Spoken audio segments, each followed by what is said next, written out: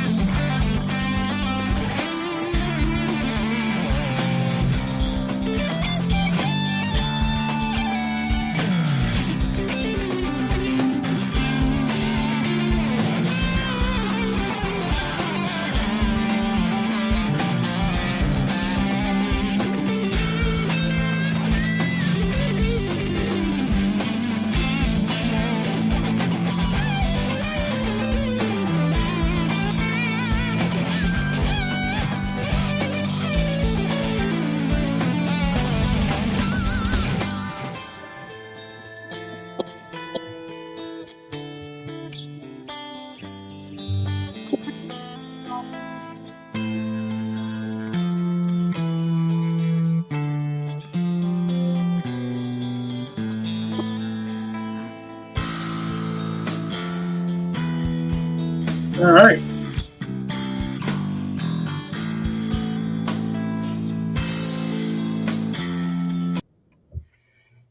Let's roll intro, man. Uh-oh. What just happened here?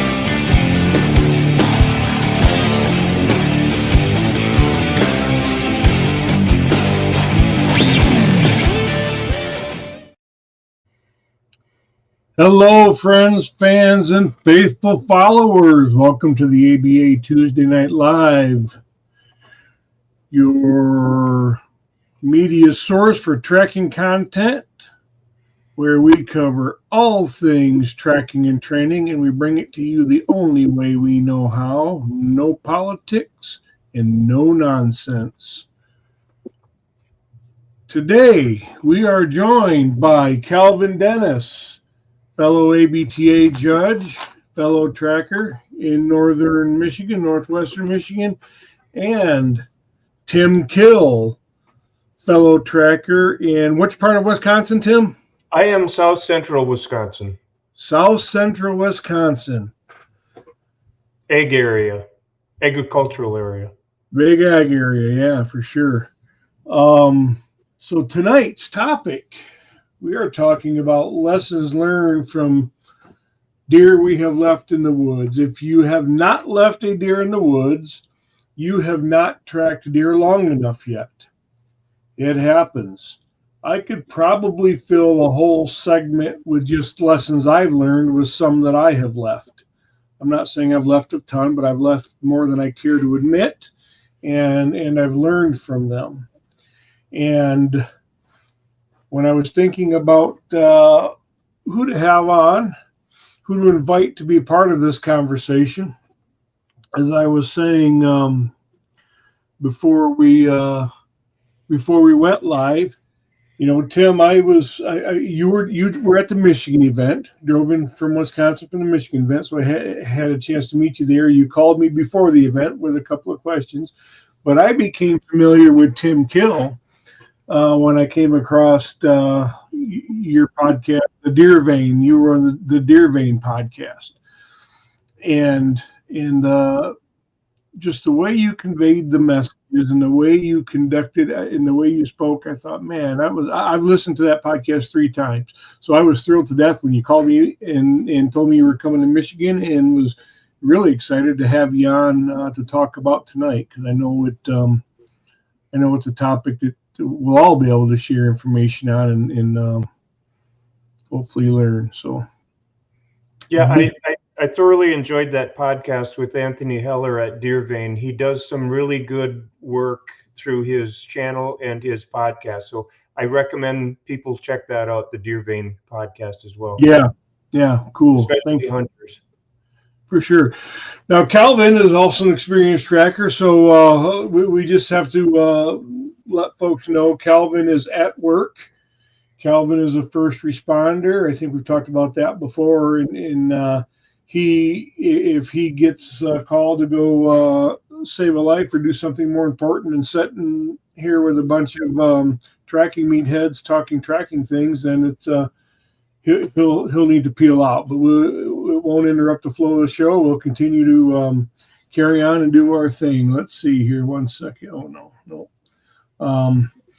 Before we start talking about the topic of the hour, I just want to give just acknowledge the Iowa Blood Trackers Association team and everybody who attended the Iowa Blood Trackers Association hosted ABTA event in Indianola, Iowa this last weekend. It was a really good event. It was plenty hot.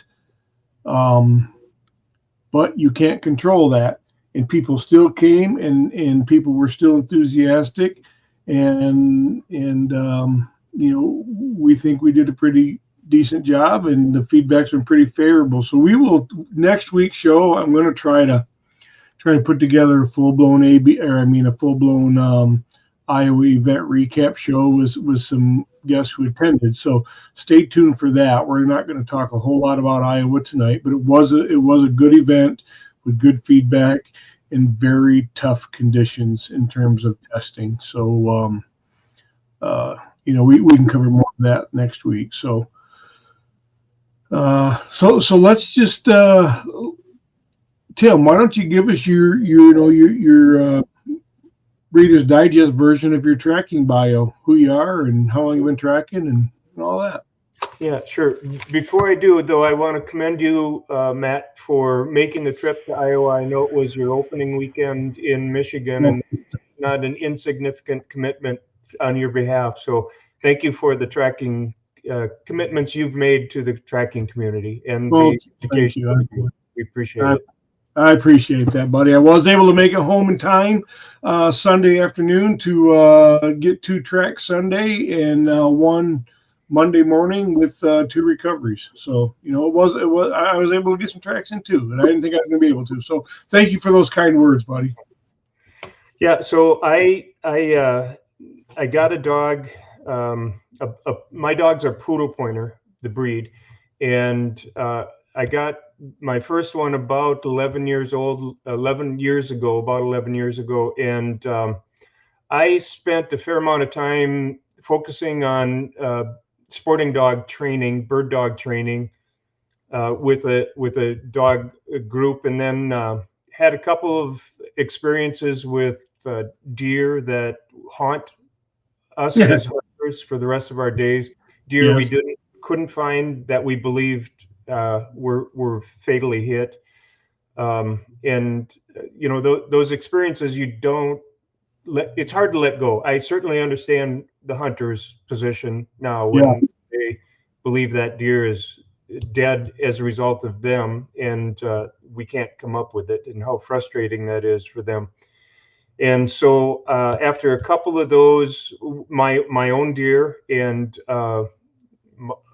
deer in our hunting party, I started to train my dog for deer tracking as well. And then, like a lot of trackers, I started out slower and more cautiously, and perhaps more timidly as well.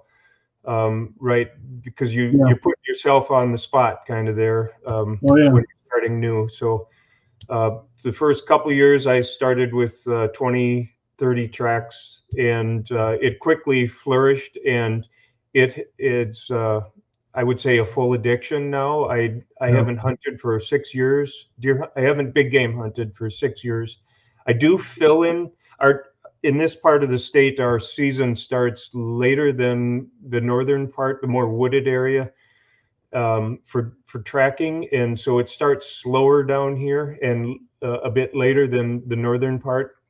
Okay. And so I supplement that with my advantage of having the poodle pointer breed is the versatility, and so I do pheasant hunting and dove hunting and duck hunting and goose hunting with the same dogs as well. So that keeps me occupied until I can track. But I've learned to go after those bird dog pursuits alone, so that if I get a call for a track, I can just drop everything and I don't have to abandon a hunting group or anything like that. There you go. Sure. Cool. And that was 6 years ago, you said, Tim? It's been 6 years since I quit deer hunting myself. I've been tracking. This, I think, will be our 9th year. Oh, geez. Yeah. Okay. You're what I call an old grizzled veteran in the tracking world. I feel more grizzled come the rut period at the end of the day, and I'm sore from 2 weeks ago, but still back at it again tomorrow. So yeah. It's an addiction. It can be an addiction, a good one. It's absolutely addiction. I also refer to it as a compulsive disorder. Both are accurate, Chris. Calvin, buddy. Calvin and I got mentioned, we probably talked about this before, but Calvin and I are friends.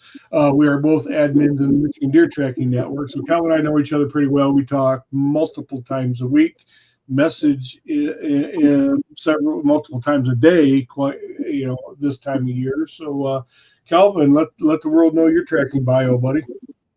Yeah, I started my tracking career 5 years ago. I started out with a Parsons Russell Terrier, which is similar to a Jack Russell. That was my first dog that I started out with tracking, and then she's a very small dog. She's about 23 pounds, and as time went on with the terrain and the type of different obstacles that we can come across in the woods, I thought it would be a good idea to have another dog that was built maybe a little bit more rugged, I guess, if you would. So I ended up with a Catahoula, and I've had him 3 years now. So I've got 2 dogs. It's kind of nice. I got a little versatility. And again, as Matt said in the beginning, I live up in northern Michigan, so we can have a broad range. We don't have a ton of agriculture here, but we do have from time to time in areas. We have a lot of big swamps. We have a lot of big hardwoods, and in this area that I live in specifically, we have a lot of large hills and valleys. And so there's a lot of times that those smaller dogs maybe aren't necessarily the prime example of a tracking dog, but I'll tell you what, my little dog Willow, she's quite the terror, and she enjoys every bit of it. So I mean, let's not pretend like that's not what they're for, right? I mean, the South African people use Parsons Russell's Terrier all the time to track their African beasts. So they do, yeah. Yeah, and so we're fortunate enough here in northern Michigan. We do track a lot of, obviously mostly deer, but we've had the privilege the last few days even to track a few bears. So that's been a lot of fun too. So yeah, and you've been racking them up on the bears. I've been watching, man. What, 3? We've gotten 2 this season so far in the last 2 days. Okay, yeah. So the fun thing is, Calvin and I are in this little group with 2 other guys, and we've formulated teams, little tracking teams in our group, and Calvin is my competitor. It's me and another guy on one team, and Calvin and another guy on their team, and we have this little friendly competition going about total number of tracks, which team is going to come out on top on January whatever for combined total number of tracks between the each team member for each team. So it's a lot of fun. The banter is everything you would expect it is in a friendly, and I mean that in all sincerity, it is truly a friendly competition with plenty of banter. We want truly rooting for each other, but really want us to get one more than them. But if we don't, that's okay, because we want them to get everything they can, and they want us to get everything we can. So it's just a lot of fun. It's a lot of fun. It started this weekend with the youth hunt, and Calvin was able to sneak in a couple of bears during which is a separate season. That's its own season here in Michigan. It wasn't part of the youth hunt, but which is for deer. So and the places those bears live, I definitely think that they should be worth 2 points and not just one. I don't think so. We don't get a chance. I won't get a chance to do that. So we're going to. Can I assume you ran the Catahoula on the bear? I did not. Actually. My little Parsons Russell is the little terror when it comes to bears. So she's cool. Really come to figure it out. This year's been a thrill to watch her work it out and track those bears. I don't know if you track bears at all, Tim, but they're fairly easy for the dogs to track. But the downside is the terrain that they live in. Where we're at, I mean, in most circumstances, you can't see more than 10 feet in front of you, and so it takes a little time for them. But for her being so small, it's very simple for her to get through a lot of that stuff. It's just me trying to follow her. So yeah, you got to stay close because you can't anticipate what might be behind that next bush. Absolutely. Have you had the opportunity to track a bear, Tim? No, we don't have a bear in this part of the state. Okay. Absolutely, I would if the opportunity presented itself. But no, I don't. Me too. They don't have them down here either. I got to go a little bit north before you start to see them, quite a bit north before they're kind of ubiquitous. But yeah, I don't even know where the season. Calvin, do you know? They must have bear hunt areas or something in Michigan. I don't even know that. Do they have zones? I'm not real sure on exactly how far south those zones go, but where we're at is called the Baldwin unit, and it's a pretty large area. It's got, I don't know for sure, so don't quote me, but I want to say it's got probably close to 20 or so counties that are involved in that. Oh, okay. So it's a good chunk. It's a pretty large area, yeah. Cool. I'm curious, what does your terrier do when he or she comes upon a deer at the end versus comes upon a bear at the end? Yeah, so that's kind of the unique thing with that. So the deer, she's to a certain extent, she's a little possessive over the deer. She wants, that's kind of her thing. She chews on it, pulls hide a little bit here and there. But the very first bear we ever found, had nothing to do with it. It was a new thing. It was a stinky old object that she just really wanted nothing to do with. And I've really seen even this year, the last two that we found, she has showed more interest. She goes up to it a lot more. She checks it out. So she's becoming more comfortable. But I will tell you, the first time we ever found one, it was like, absolutely not. I think by the time I turned around, she was dang near back at the truck. Like, let's go.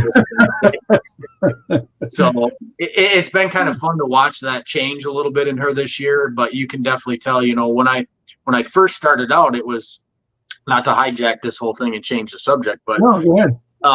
It was kind of unique because, as you go into a bear track, we go to a deer track, we here in Michigan don't have the opportunity to bait. So not really anything there. You're just starting at what would be a shot site. But at bear stations, there's all sorts of goodies that those bears are after. And it's most things that dogs would like.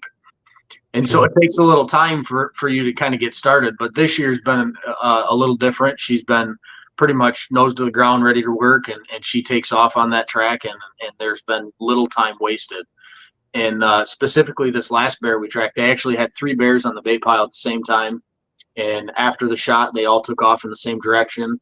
And they obviously at some point or another broke off and ran different directions, and she had absolutely no problem working that out. She took the line just like she was supposed to, and it worked out great. So bears are pretty simple to track. They smell, they give off a pretty decent odor, and then again, it's just like any other wounded animal. Once they get that pheromone start going, then the dog locks in on it pretty easy. So Yeah. Yeah. Cool. Yeah. That is cool. How old's Willow, Calvin? He'll be 5 in November, and then Scout is 3. He just turned 3 in August. Yeah. So Willow in her prime and Scout on coming up in the next couple of years. Yep. Next year or two. Yeah. Scout's a good boy. I got to test Scout for his ABTA season level, so that was way cool, man. Well, let's dive into the topic of the night. So, lessons learned from deer left in the woods. Now, there's nothing, I don't want to get into how many deer you've left in the woods. That is absolutely not what we're here for. But I do want to get into what did we learn from that? And then how did you apply it? And what could particularly the newer teams who haven't tracked a lot yet and maybe haven't had the confirmation of death, post track or something like that. And I know that there was a time for me, I think it was our second season. It wasn't last year. It was our second season. I remember very vividly being in my bow stand, just trying to sneak in. Really, I was just trying to get out and see what I could see, just relax a little bit before gun season, sitting there minding my own business, watching the deer way over in the cornfield or something. And I got the message from the lady down the road from me that I tracked for, saying, "Hey, I wanted to let you know we found the deer 50 yards from where you pulled out, from where we stopped." She took her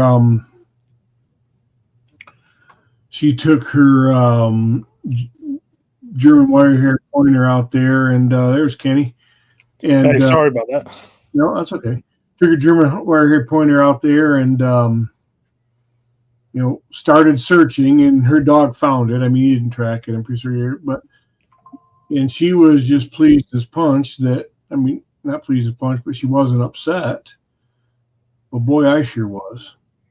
And I will tell you, that was a moment for me where I felt lower, as my grandfather used to say, lower than whale shit in the bottom of the ocean. I mean, it really punched me hard.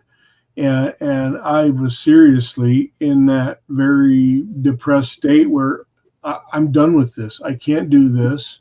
I'm not good enough at it. Hunters deserve better. And this was serious thoughts inside my head as I'm sitting there in my deer stand and just really pretty devastated by it.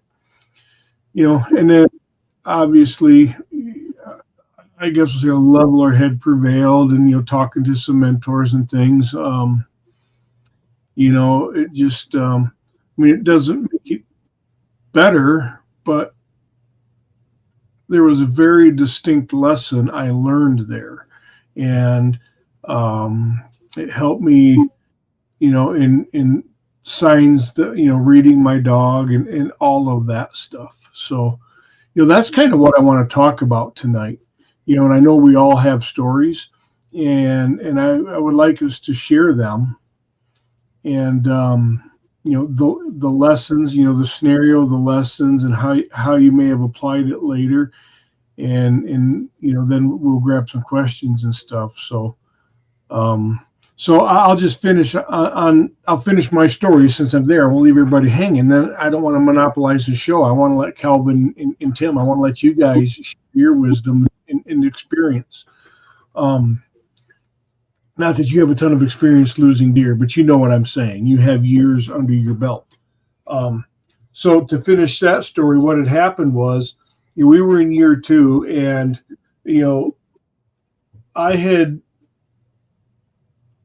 come to believe after year one that anytime my dog vocalizes on a track, it is a live deer, because that seemed to hold true in most instances our first year. And we were on lead. Okay, we were on lead. So we were, and I went into this track with a predetermined outcome in my head. I didn't think this deer was dead. So I got two lessons, very, very valuable lessons here. I didn't think the deer was dead, and I misread my dog. So my dog, we got to this creek area, and she worked out a little bit, and she started to pull, and all of a sudden she started to not bark, but just kind of some frustration whimpers, some anxiety whimpers. Oh, she's vocalizing. Yeah, okay. I think your deer is still, that's a live deer she's trying to go after. I was thinking to myself. And we pulled out, and we were, a good 45 minutes or something into the track, and she did track. But that in my head, well, it meant that the deer was alive, and that's it. And I had determined that it wasn't likely a lethal shot. So my lesson was, oh my God, if your dog wants to go, you need to go, whether she's making noise or not. She's still developing her tells at that, and just her, midway through her second year of tracking. So, and I'm still trying to understand what her tells were at that time, and for me, the lesson was never go into a track with a predetermined outcome. You can go in with, okay, this deer is, from everything I'm hearing, it doesn't sound like it's probably a lethal shot, or everything I'm seeing or hearing and seeing based on whatever physical evidence may be available suggests it might not be dead. But for heaven's sake, don't let that drive your decision making, that in itself. And I had, my weak little dogs whimpering, anxiety, whining, vocalization, and my predetermination in my head cost that poor hunter her deer. And I was 50 yards away from it. And it still bugs the living daylights out of me as I sit here and relive right now. So those that is one of the lessons I've learned from deer I left. So Tim, what lessons would you like to share? The one I rummaged through my notes when we talked about this earlier and kind of highlighted some of them. One of them that sticks in my mind was from 2021, I believe it was. We had an extremely dry and windy 3-day period. I think it was in October. And the hunter had liver shot a deer. The arrow had not passed through, but he had reason to believe it was a fatal hit. And they pushed the deer too soon, and so it was motivated to move on. And I received the call late on that one. It was well after 24 hours of hot, dry, windy weather. It was just terrible tracking conditions. And we had discussed it actually a few times over the phone, how challenging it would be for a dog under these conditions and what it had done. Unfortunately, the wind had been blowing for a couple of days straight, including all night long. So waiting until night wasn't an option, really. But we gave it a try. We went there with the dog. I spent probably 3 hours in an effort to advance that track and multiple resets on that one. And we did advance it through the hillside to some confirmation along the way, but I could not produce that deer. I could not find the avenue that the deer took, no matter what I tried with that dog. Ultimately, the hunter did send me a note, a follow-up note, and I do appreciate that. They had found the deer about a half a mile in the opposite direction that we had traveled on our track with confirmed blood. So I suspect, and that's all I can do, is that that deer, from being pushed, was motivated to move and maybe took some evasive actions, and maybe I got to believe it was dead by the time we tracked it, but I could not get that anywhere. That predated the use of drones here in Wisconsin. Quite frankly, I don't know under those high wind conditions if drones are a viable option or not. Now, I would not hesitate to recommend something like that under those conditions, just knowing what a challenge that is for a dog. Yeah. But I do appreciate the hunter notifying me afterwards. I always encourage them to do so if we don't find a deer, if they camera it again or encounter it during latter hunting season, or even encounter a carcass during shed hunting, whatever. And it's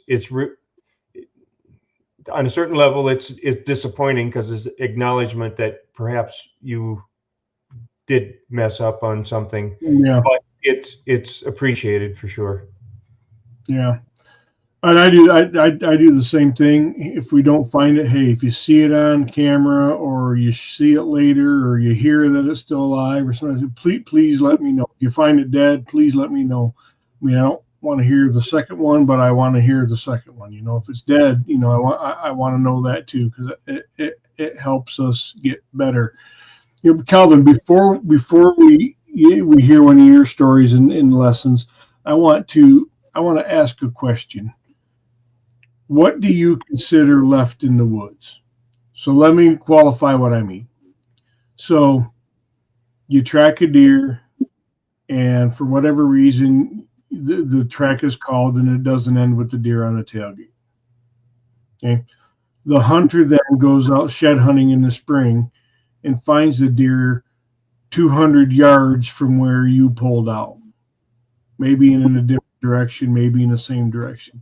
Do you consider that a deer left in the woods?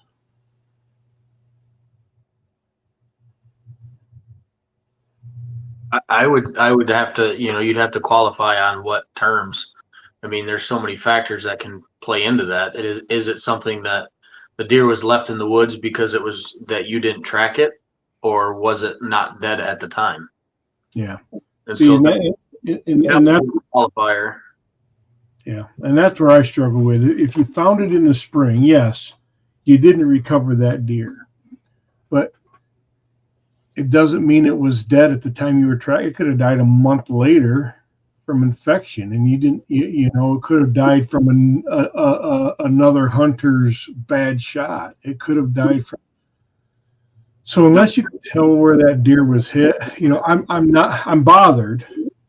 I'm bothered if they tell me that, hey, we left one, or we found a deer. It was X hundred yards away. I'm like, okay, God dang it, But that one is easier for me to swallow than the scenario that I explained, where we were within 50 yards of it, and I made a decision to pull the dog because I was misreading her, and the deer was there the whole time, and we were that close. That one we and she found it 2 days later. It's not 3 months later.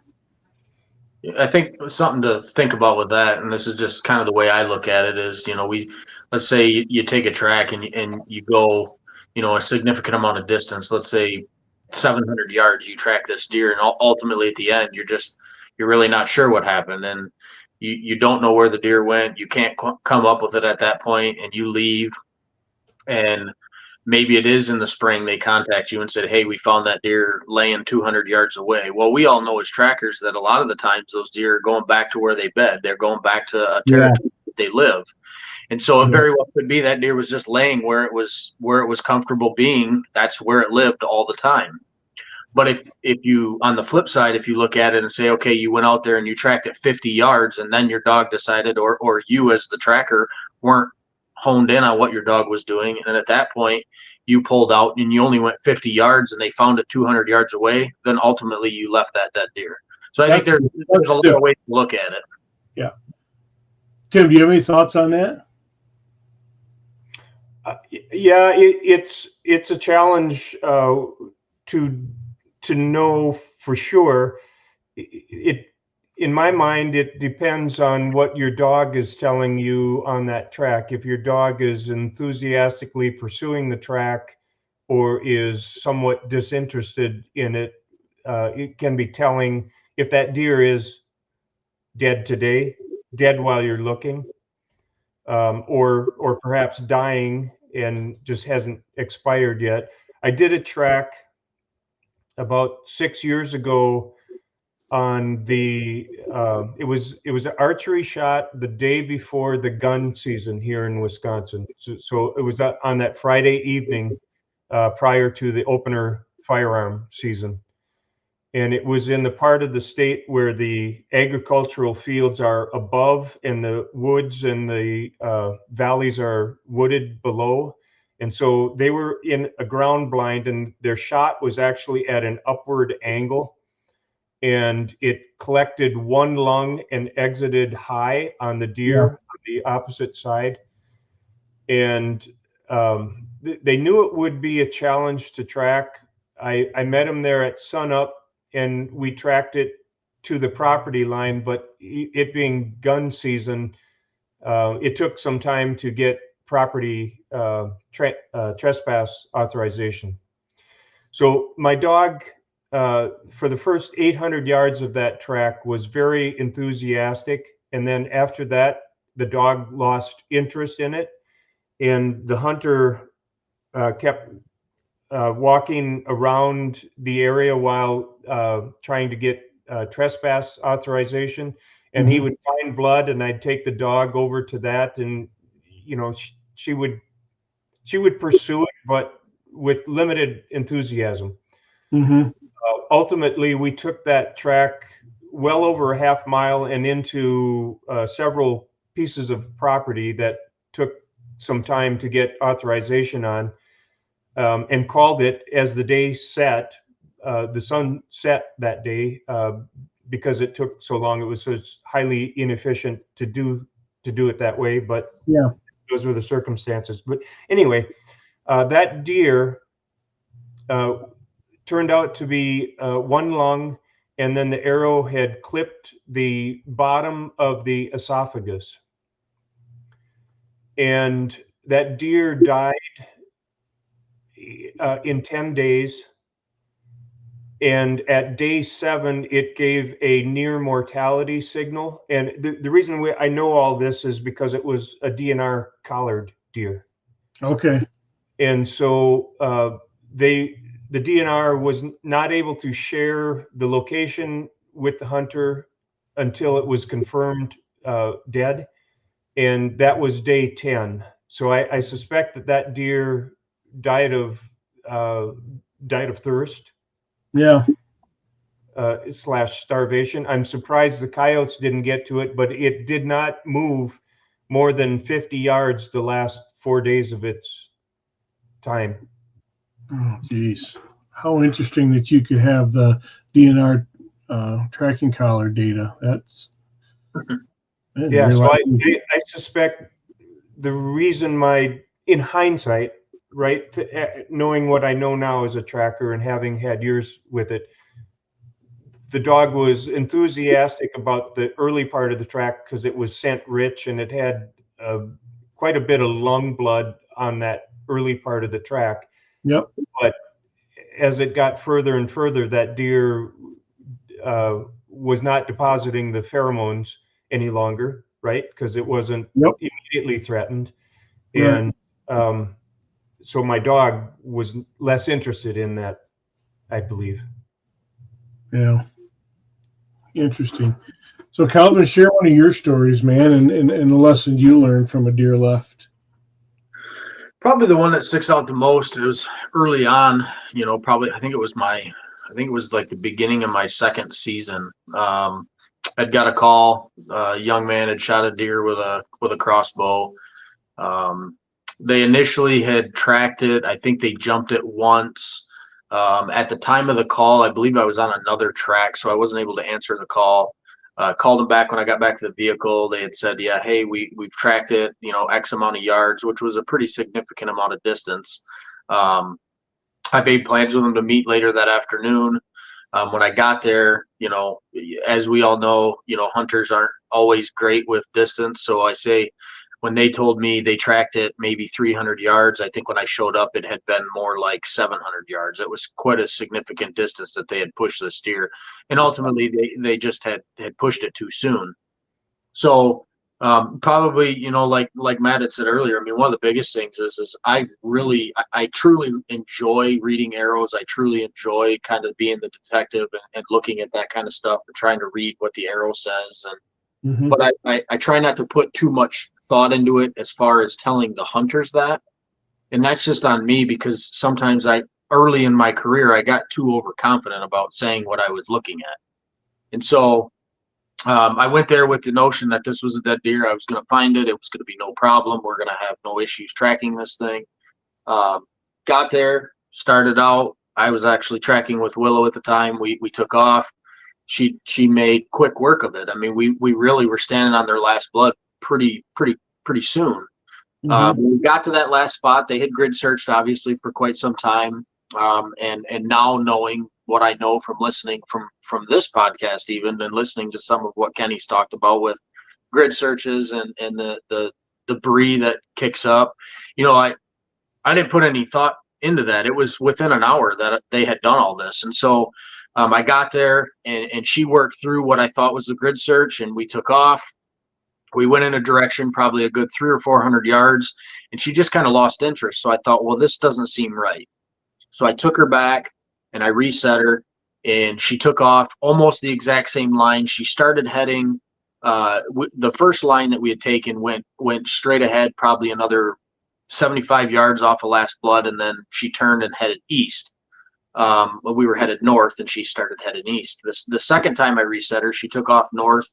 She went a little further this time north, but then something caught her attention again. She turned and she went back east again. So I thought, 2 times the charm, right? You think your dog's done it the first time, she did it the second time. This has got to be the line. So I let her take it again.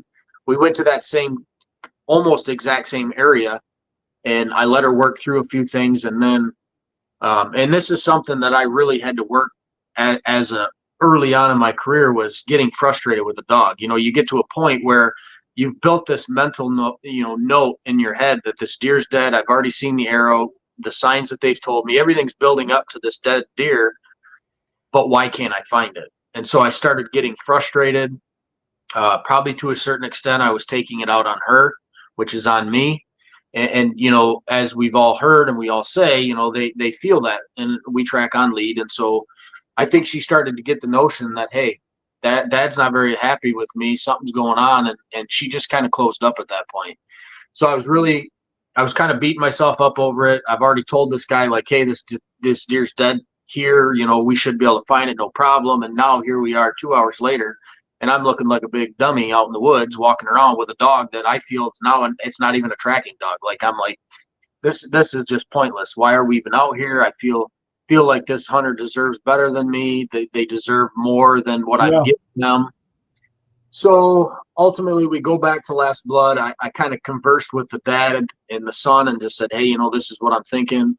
I'm not really sure what happened to the deer, but I know that deer's probably dead out here somewhere. They were very appreciative of my help. After leaving, you start running through your head all these details of things that you might have seen. And again, this is early on. Now looking back, I know what I did wrong or what I could have done different. But you get back and you think about it and you go through and you try to put together the pieces. And I just really wasn't sure what to think about it, and I didn't really have a strong circle at that point of people that I could talk to or trust to talk to. And so that was kind of it. I talked to the guy, I think it was 2 days later, he sent me a text message of the dead deer. And it was due north about 180 yards from where we were. And so just that little bit of maybe if I would have, and again, it's all shoulda, coulda, woulda.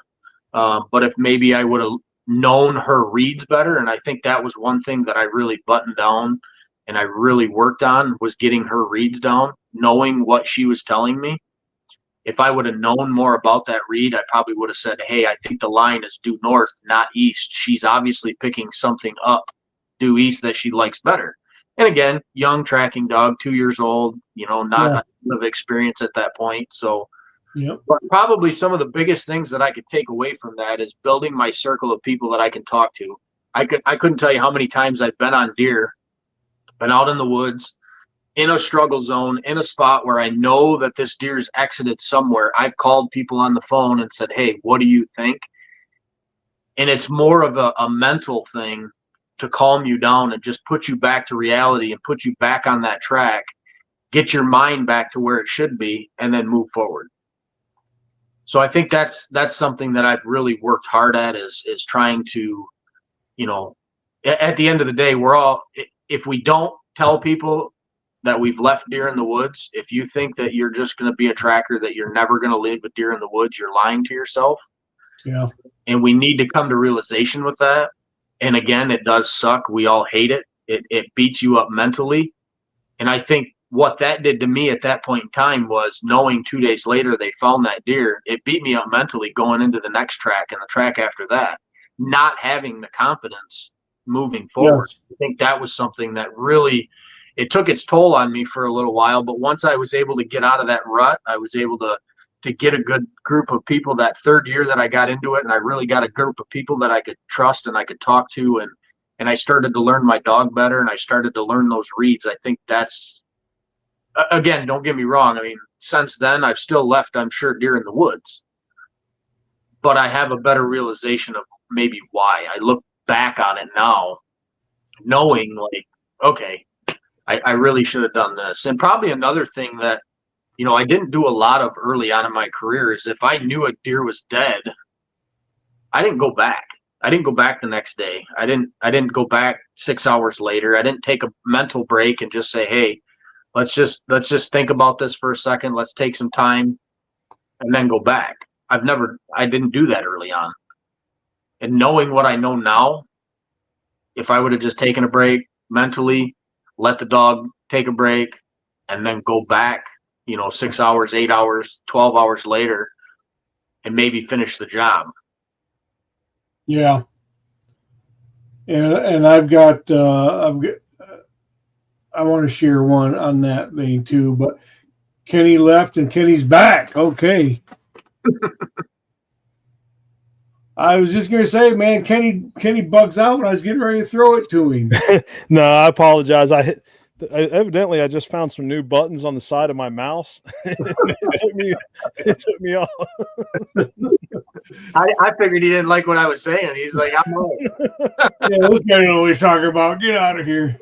It's been Kenny, one of those days. You know the topic. You've heard our tales, and I'm going to start the cycle again on another story. But what about you, buddy? What you got a left in the woods story and specific lesson that you I've got a bunch of them. I've left a bunch of deer in the woods. I'm not going to even sugarcoat it or try to hide it. No, and if you haven't left one in the woods or had one found behind you, you just haven't been tracking long enough yet. Yeah, that's exactly right. It's going to happen. You're going to leave deer in the woods. You're going to have deer found behind you. You're going to find deer behind other trackers. Probably the biggest advice I can tell you is don't beat yourself up too much. At the end of the day, you aren't the one that made the shot. you're the one that went out there and put forth all the effort you could to assist with finding it. Yeah. And that's hard, particularly for new trackers. I mean, that second year, even that first year when I got a confirmation of death, as I like to call it, it's if you care, it's hard to swallow. It is, but one thing I learned, I'm like everyone else. Early on, I beat myself up over it. It put me in a rut. It made me not want to track anymore. But the more years of experience you get, the more you start trending it, and you start realizing, like Calvin said, the majority of the time you didn't leave a dead deer in the woods. You left a live deer in the woods that circled back and bedded down in its home area and was found dead. Died later. That's the vast majority of it. And I'll share a story. I think I shared it this week, and I probably shared it on here before. But I tracked a deer. We jumped it up, and I called it that night, and I told the hunter's boyfriend, I said, look, I want to pull off of this. I said, I think we can stop it, but we're out here at night, and I'm only 5 minutes away, literally. I'd rather just come back in the morning. This deer's still alive. The meat will be good. And he agreed. Went back the next morning, and it was laying dead 9 yards from where we jumped it the night before. And there was no doubt. I mean, when we jumped the night before, there was a pool of blood there. There was blood all over my dog from grabbing a hold of it, and I called her off and went back the next morning. And like I said, it was 9 yards away. And that's not the first time that's happened. Mike Alguire and I tracked one. I tracked it, and I told the hunter, I said, this deer is going to die. It'll probably be dead tomorrow, and I'll come back maybe the next day. I said, but where we tracked it to is its home area. This is clearly a bedding area. Yeah. I said, but if you're not satisfied with what I'm telling you, I will gladly call another tracker in behind me. And he asked if I would, and I called Mike. And Mike Alguire came behind me, and I waited there for him.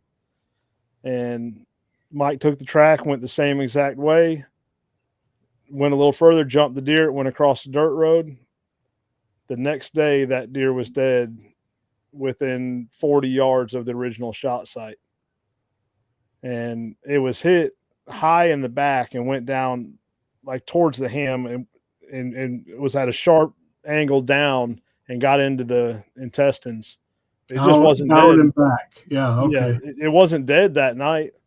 And honestly, I figured it'd be a couple of days, but I offered to come back the next day. And of course, the hunter calls, and he's like, "Oh, your dogs walked right past that deer. It was laying there the whole time." I was like, "No, it wasn't." So I asked him to send me a picture, and I mean, you could tell it hadn't been dead long. And I put all 4 of my dogs on it. Mike came out, he put all of his dogs on it. Our dogs clearly isn't going to miss a deer 40 yards from the shot site. And I mean, we had blood the whole way in. We had blood where it crossed the road. Yeah. So a lot of times, you'll find the more experience you get, most of the time you're not leaving a dead deer in the woods at the time. It might die afterwards, but the majority of the time it's alive. Yeah, I had a similar situation on one. My first year, we tracked it, and I think it was a hard track compounded by my inexperience and my dog's inexperience. But we tracked it, and ultimately, I think she did okay. I realized that I suspect we were pushing it. The hunter called it. I went back the next day, and that deer, no kidding, I'm pretty certain we were on it, and we pushed it that night, and it made a big loop, went all the way back. And if it was where we found it, I would have stepped on it because I had my track line from the night before, and I turned on the track line, obviously, and I'm like, that deer was not there. And I think we pushed it, went all the way back, headed back towards where it was hit, and croaked. Where we, right there. So yeah, that looping back thing is pretty legitimate, and that, so I'll kick off the next round of stories and lessons. And Calvin, you've already kind of mentioned the lesson. that I'm going to share here. But I think this one was our second year, and I'm not good at reading arrows unless it has the gut matter or the classic liver specs. I'm just really not sure. It's got blood on it. Yeah, is it tacky? Okay, maybe it's arterial, maybe it's not. I'm not sure. Because it has a big old chunk of meat on it or something. Reading arrows is hard for me. So I had some weird stuff. I don't know. White hair, and I don't remember exactly what I saw on the arrow because it's a couple years ago. But I remember being pretty confused by it and pretty uncertain by it. I don't know. But I had a track, almost an hour away. This was an after work thing. We went and recovered that deer, and this one was close to my house. I wanted to give it more time, but the hunter wasn't able to because he was from out of town and he wasn't going to be around. He had to go back home. So I'm like, man, okay, we'll come. So we get there at the 7-hour mark. And we tracked this deer, and she actually doing a really good job tracking right along. We were finding blood periodically, but it was pretty clear that she was online, And we get down to the kind of it was around a big lake. We kind of get to the point of the lake, and we were in this grassy, marshy type stuff. And very subtly, I heard some movement up ahead. I go, oh no, I think we just bumped this deer. So at that time, we're on lead. She goes super tight and pulling in 4-wheel drive, just super hard. I'm like, oh no, she didn't bark, but she's pulling hard. So we go for a little bit more, and we don't come across anything. And then I talked to Sam, the hunter, and I'm like, look, man, I think we just bumped your deer. I don't know, man. I don't, didn't know if maybe it was just a non-lethal shot or what, but I was pretty certain we jumped it. And we agreed, we called the track. I go home bummed out, but I'm like, okay. 2 days later, he calls me, hey, Matt, my brother was hunting the stand that I shot my deer out of, and he saw something white over there. He went and looked, and it was my buck. I'm like, oh, my God. What the heck? So the deer, going back to that circle thing, we jumped it and made a big loop all the way back up, 50 yards from where it was shot, and it was gut shot. It was similar to what Kenny said. It was high, quartering towards, almost facing, hit back and exited midsection right in front of what on the deer. And that was the weirdness that I saw. This is weird. I don't remember, but I'm like, well, that makes perfect sense. So he was pure gut shot. I was there way too early. So what are the lessons? Don't go that early, period. If you can't go, drop a pin, leave your license with your uncle. I don't know. But if you do and you jump deer, here's the real big lesson. Go back. Go back the next day. And I didn't. I just kind of wrote it off. And it's like 5 miles from my house. I had no excuse for not doing that. If we would have went back, I'd bet Calvin's paycheck we'd have found that deer. And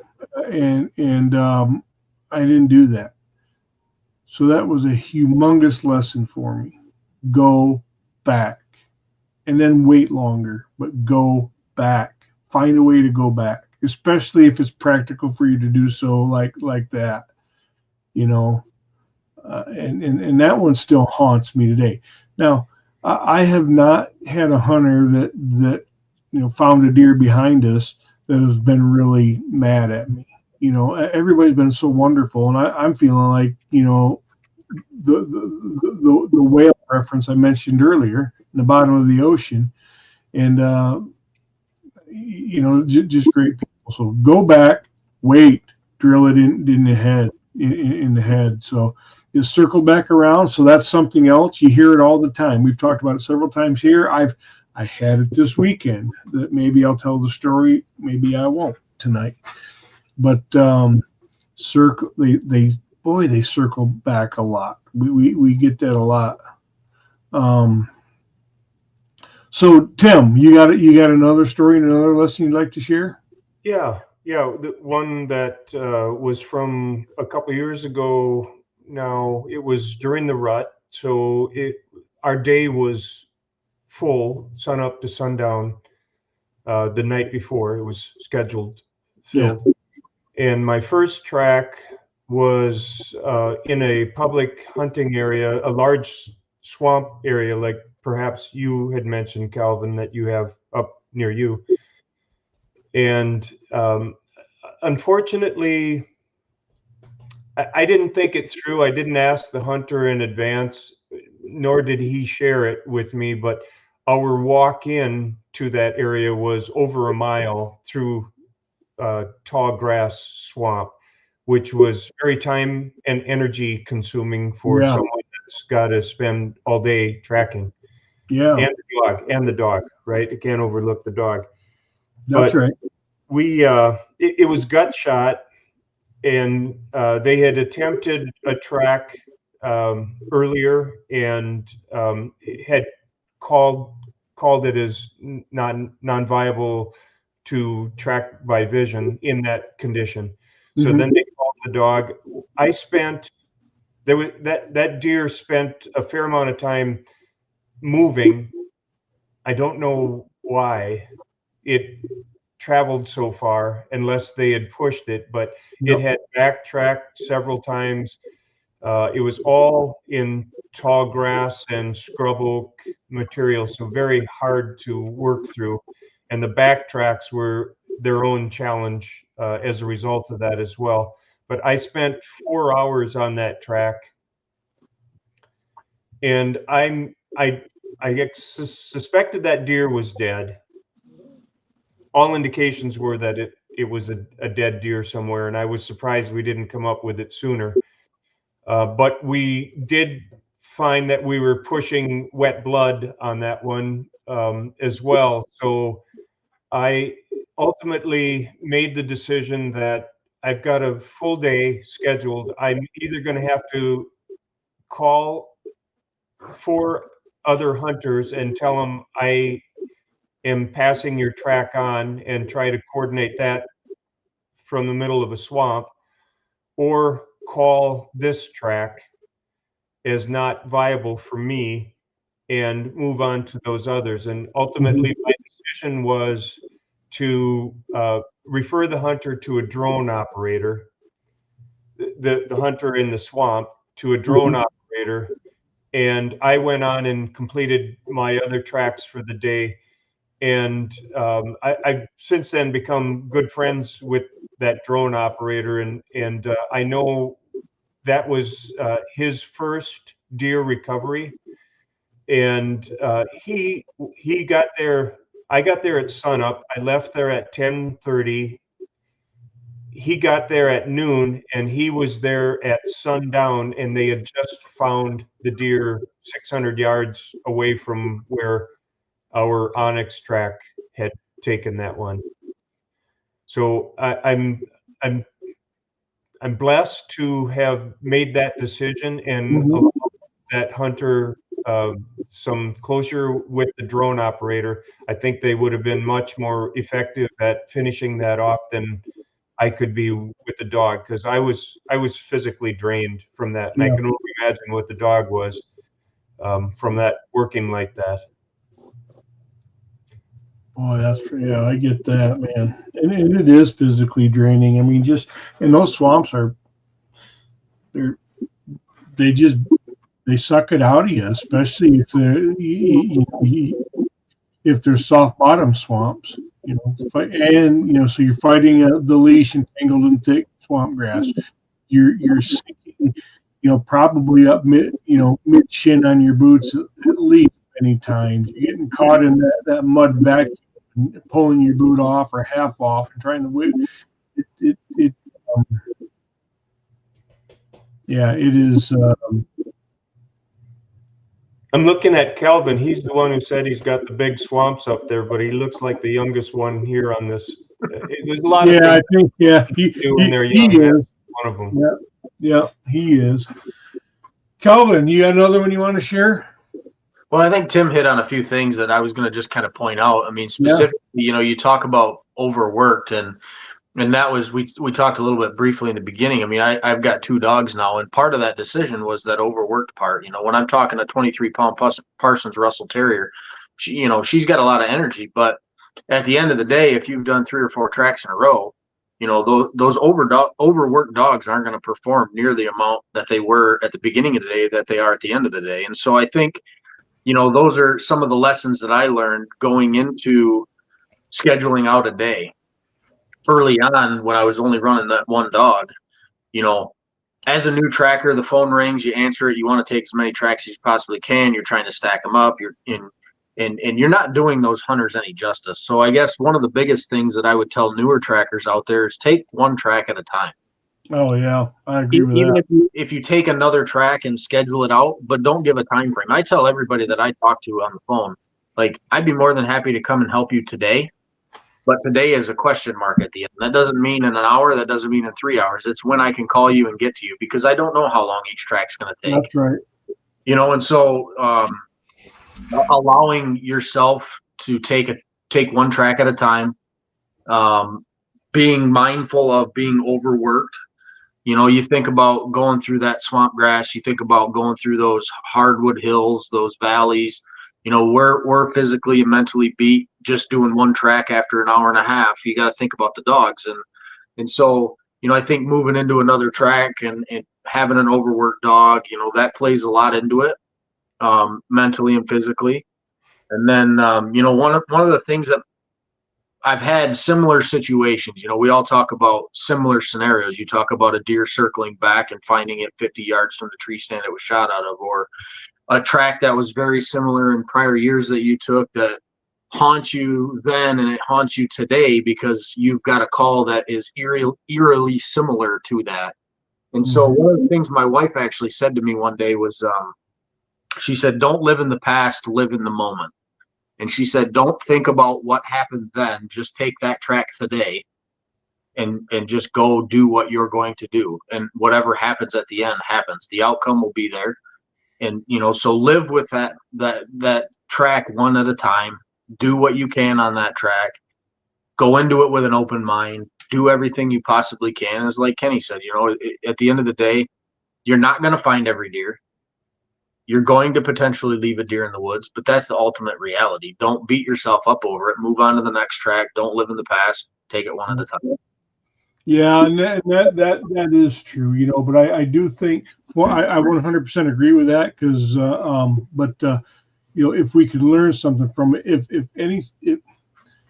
anything brings comfort, and comfort is not the right word, but eases a little bit of the bruised ego and the heartache, is if you can learn something from it, then that is a little bit of a spoonful of sugar to help that medicine go down. So when are you going to learn? You still have a bloodhound. So I couldn't let it go. I couldn't let it go all night. You are about to be banned, and I have to address this right now. Hold on. Before you do that, I was going to say, Kenny, you weren't here in the beginning, I wanted to know, he invited Tim and I on, but I wasn't sure why he didn't have his bloodhound members that he did on the last one, because we're talking about leaving deer in the woods. Because they don't. It would be a boring show. We'd be telling dad jokes the whole time. All in good fun. All right. So Perry started that. I read the comment over there. Yeah, and that's where I'm going right now. We're going to take this right now. Honestly, listening to Matt's Lost Deer Stories all sounds like bloodhound problems. Perry, thank you. You are now added to the banned list. Brittany responds to that. Perry Sagley, well, that's not reassuring. Brittany, my bloodhound sister, don't listen to a word old boy Perry's got to say, because he's got the Bangkok fever babble going on right now, because it's not true at all. Yeah, I knew I liked Perry for a reason.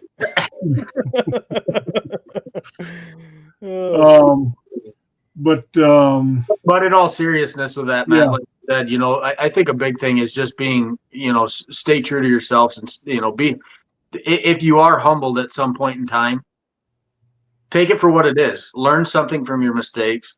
The yeah. worst thing you can do is make excuses about what happened. Well, that's the big thing. If so looking for reasons is one thing. Why did that happen? But that has to be very introspective many times. And looking for reasons and making excuses are not the same thing to me. Right. So Calvin, I'm really glad you said that. Problem is you can look so hard that you just look at the wrong areas and you come up with the wrong conclusions and you beat yourself up and you make things worse.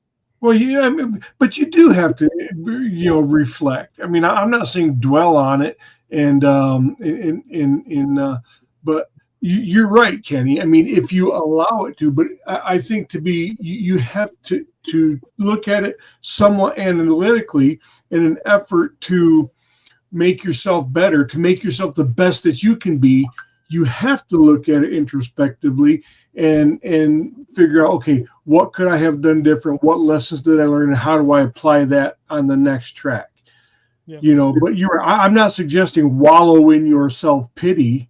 No, but that's what typically new trackers do, myself included. I've been. Oh yeah. I did it.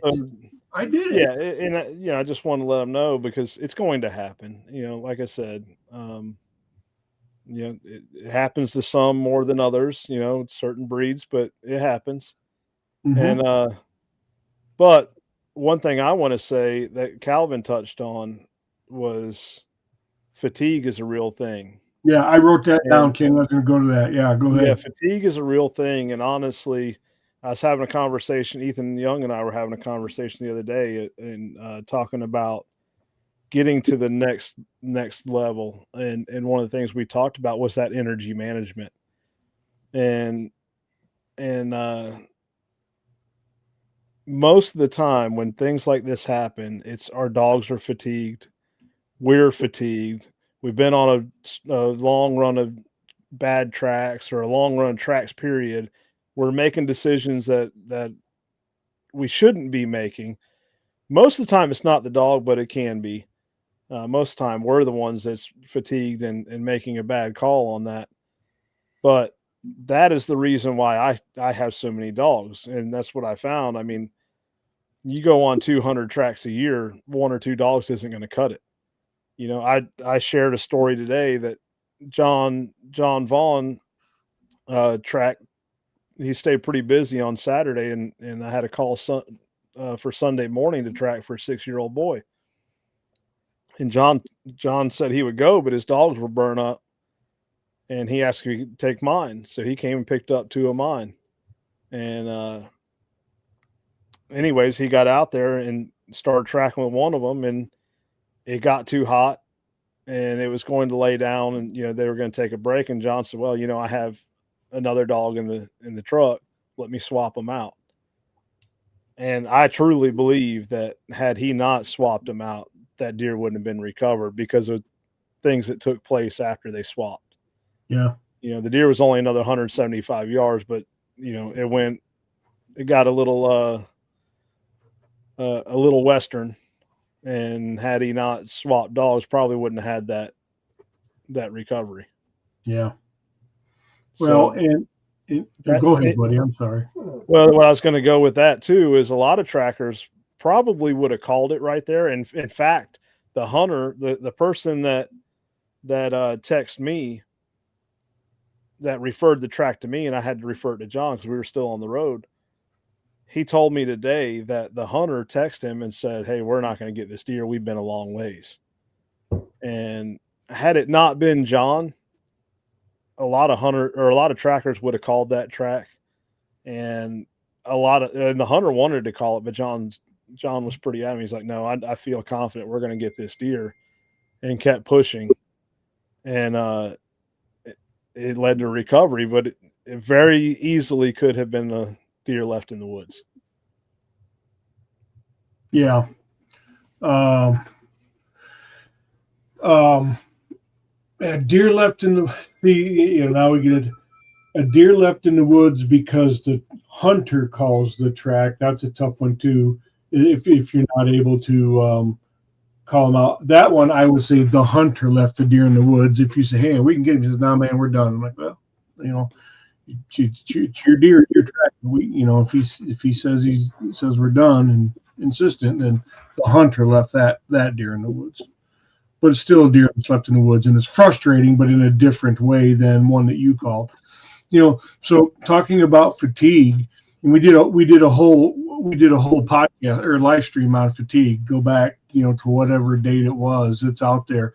It was several, a couple months ago. But handler fatigue is, so let me put it this way: we could do a track. In fact, I've got it on my board of ideas. Tracking style. Tracking style stream, just talking about the different tracking styles. But the tracking styles up here are different in many ways, not entirely, but then what's commonly the way it's commonly done down there. So I think having dog power is good, especially if you're going to run 200 tracks, whether you're on lead or off lead, north or south, that doesn't matter. But dog fatigue is one thing, but the handler fatigue and the decision making is, for us up north, is probably a bigger element in fatigue than dog fatigue. And just making the, so when, like Tim, to your point, when you're trudging through that swamp and it's your 4th track of the day, which is a good amount of tracks, 4th, 5th track of the day, and that muck swamp, and you're tired, and maybe you don't think the deer is dead, you can make some really bad decisions at that point, and that's hard to fend off, but. There's a comment here. I think Michael Beck says, most deer left in the woods are not as much dog failures as handler failures, and that's probably true.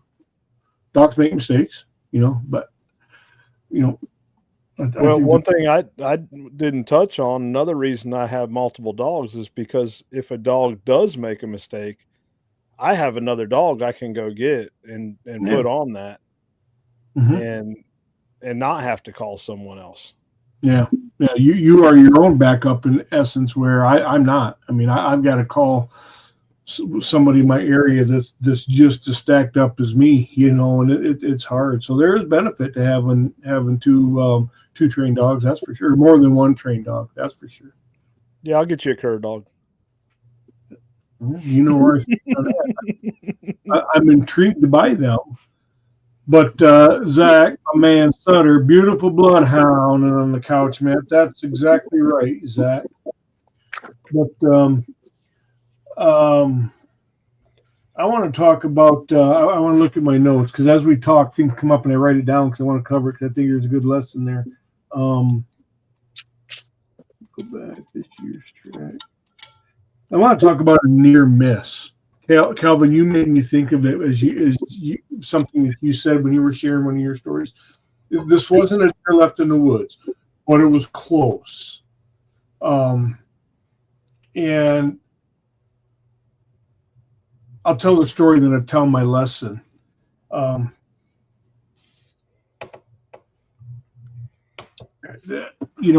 don't know. I don't remember the exact details of what the hunter presented in terms of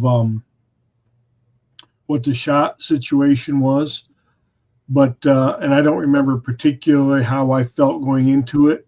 On my form, on my tracking data, I keep, one of my stats is how did I feel? What was my pre-track perception? Greater than 50%, 50%, less than 50%, based on what I knew. How did I feel going into the track? I just like to keep track of that. And I was probably at 50% on this one. And we go and tracks, and it's in this little bit of a bowl and up, and we get up out of the bowl and we take this path across over into this other woods, around in this other woods, jump the deer.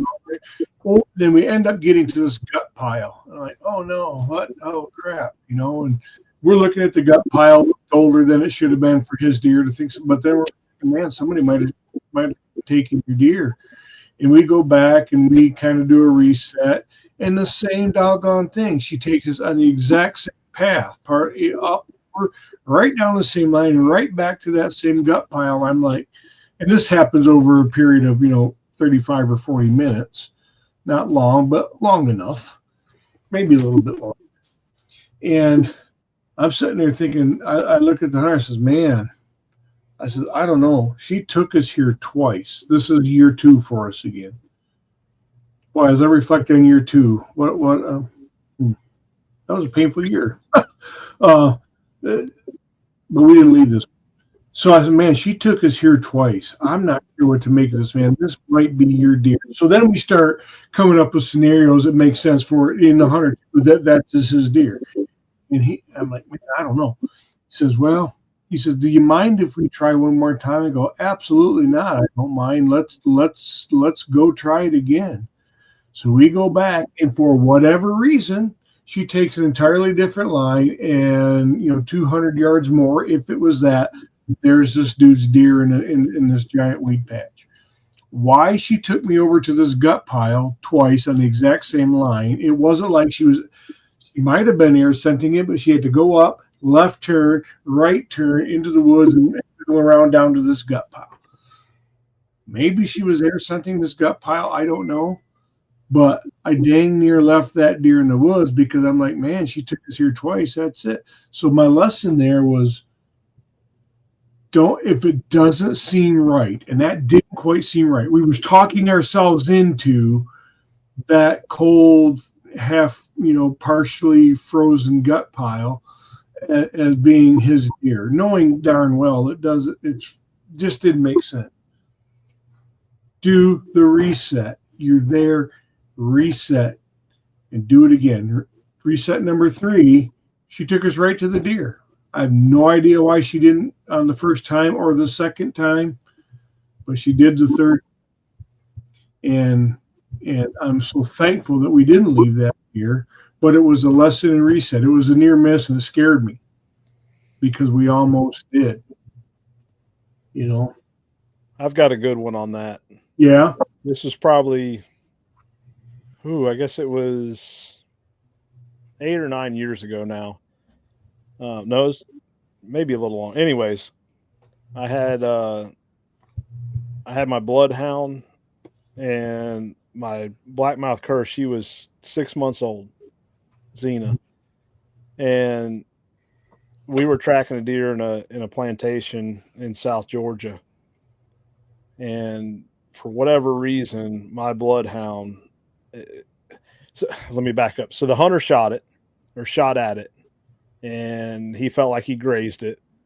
It was chasing a doe. It circled around, came back. He shot it again, and hit it, and it was liver shot. We get there, and I have my bloodhound and my blackmouth, my puppy, and this was, I think, one of her first 4 or 5, maybe 4 or 5 tracks, one of her first tracks.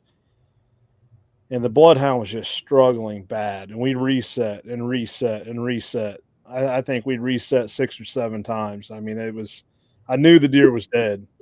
Mm-hmm. But for whatever reason, he was going everywhere but where he was supposed to go or where he needed to go. And twice I noticed the puppy trying to go in a different direction. And I remember I asked it was the hunter and 3 guides that worked on that plantation. I said, hey, would y'all mind holding this bloodhound? Let me see what this puppy is wanting to do. And I remember the puppy started trailing, and I was following her, and I could hear the guys in the background because the person I was tracking for was a baseball coach. And he says, well, coach, you win some and you lose some. And right after he said that, I looked down at my handheld, and it showed that the puppy was treed. I walk up there and here's this giant buck laying there. I said, well, they're right, coach. Sometimes you win some, sometimes you lose some. And looks like we won this one. But I'm telling you, I reset probably 6 or 7 times. And for whatever reason, that bloodhound could not work it out. And that puppy, she tried telling me twice which way it went.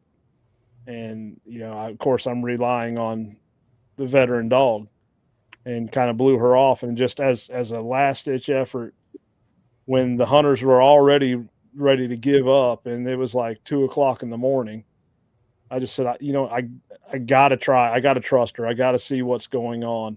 And we were only 80 yards from that deer at that time. Yeah. And Perry, I don't know if you mind me hitting this comment, but kind of reminded me. Perry put a comment on here that says, I don't know why. Maybe Kenny can hit on this. Right conditions, rising thermal, swirling winds, pinwheel shot, dead deer within 100 yards. Probably more of an off-lead issue, but these can have you scratching your head. Most of the ones I find behind someone is these situations. And that could have been one of those situations. That deer was 80 yards. Again, it wasn't 80 yards from the hit site, but it wasn't real far. But I wanted to hit on that because most of the deer I find behind other people is the same way. And in fact, Mike Alguire called me on one 3 years ago, 2 or 3 years ago. And he said, Kenny, I know this deer's dead. I know you're going to go find it behind me. He said, so if you don't mind, give it a try. And we went out there, John and I and John's son, we went out there. And our dog struggled for whatever reason. And we reset one more time. And part of it, this is what it was. We were trailing and my dogs wanted to go to where the deer was. And I listened to the hunter, even all the years experience I have, I listened to the hunter. He said, Mike already tracked over that way, couldn't find it. And so he said, and plus, sitting in my stand, it's wide open. I would have seen the deer go this way. Oh, yeah, I've heard that before. He said, I'm telling you, it went this way. And I said, you sure Mike went that way? He said, yeah. He said, he went 400 yards that way. So we went off the wrong way, and Little John's dog jumped a hog and started running it. So I went back and reset. And sure enough, where the dogs wanted to go left, that deer was laying 40 yards away. It had only ran a total of maybe 80 yards. Yeah. Why Mike's dogs overshot? Why my dogs wanted to overshoot at first, and then they reset themselves and they started to go that way. And I listened to the hunter, and I wonder how many times that happens, because like I said, just like Perry said, most of the time when I find behind someone, it's within 100 yards. And I feel like most of the time it's probably we let the hunters get in our head. Yeah, that certainly happens. Happens on test lines. Test line gets in your head, so hunters can too. Tim, you have another scenario you'd like to share? Yeah, this one that will haunt me the rest of my tracking days was just last year, actually. It was in November. My day was full at sunup the night before with scheduled tracks, and early in the morning I received a call not far from home from a hunter whose son he said gut shot archery a deer, and there was just no way I could fit it in. So I referred them to a tracker. Everybody was busy then. I referred them to a tracker that I didn't know, but knew that he had a reputation of a few years experience. So he was able to coordinate it with that tracker. I really thought I was giving that tracker a gimme opportunity. Mm-hmm. I found out the day following that he came with his dog and spent a couple hours there, but could not produce this supposedly gut shot deer. Yeah. And I received a call from the hunter that morning that the gut shot deer was actually zippered open midsection, and it didn't actually enter the stomach. It just opened up the belly. Okay. And he received a trail camera photo of the deer alive and moving that following morning. And so I had a couple tracks scheduled. I went there after that in an effort to take it up near where that trail camera was. Yep. And assuming that by then that was 30 some hours after the shot, that deer would be at least hesitant to move. And we got actually to that location of that trail camera, and my dog pointed off to the left, and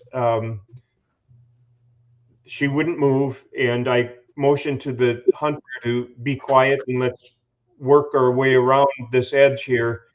And just as we did that, the deer got up and didn't really trot, but walked off into the brush.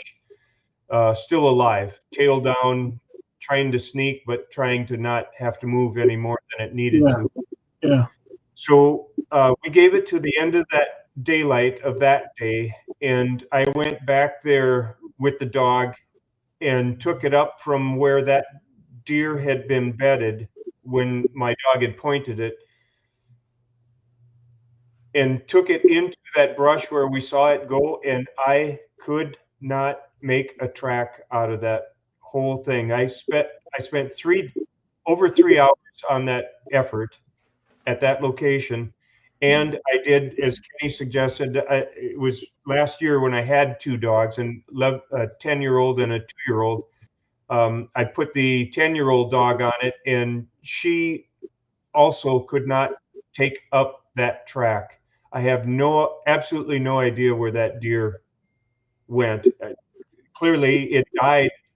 There's no way it can survive that. Its stomach was hanging out, Yeah. but it was capable of moving, and it's just frustrating as heck that I couldn't do that. His son, who is the hunter, had to go back to school, and he had to go back to work, so he had no more time to allow me to refer, an alternate means on it. But man, that's one that will haunt me as well. Yeah. Oh, they do stick with you. I don't know if deer under those, that's not the first deer that has been a challenge that was not actually stomach hit, but had stomach hanging out. They seem to be harder to track than one would expect. That's what happened to the one. 3 days to die. Yeah, that's what happened to the one that I referred to John yesterday. It was just zipped open. The guts weren't busted. It was just zipped open. I suppose if you just cut the stomach lining and don't actually cut any of the stomach or gut material, that it would be different. It's not gonna.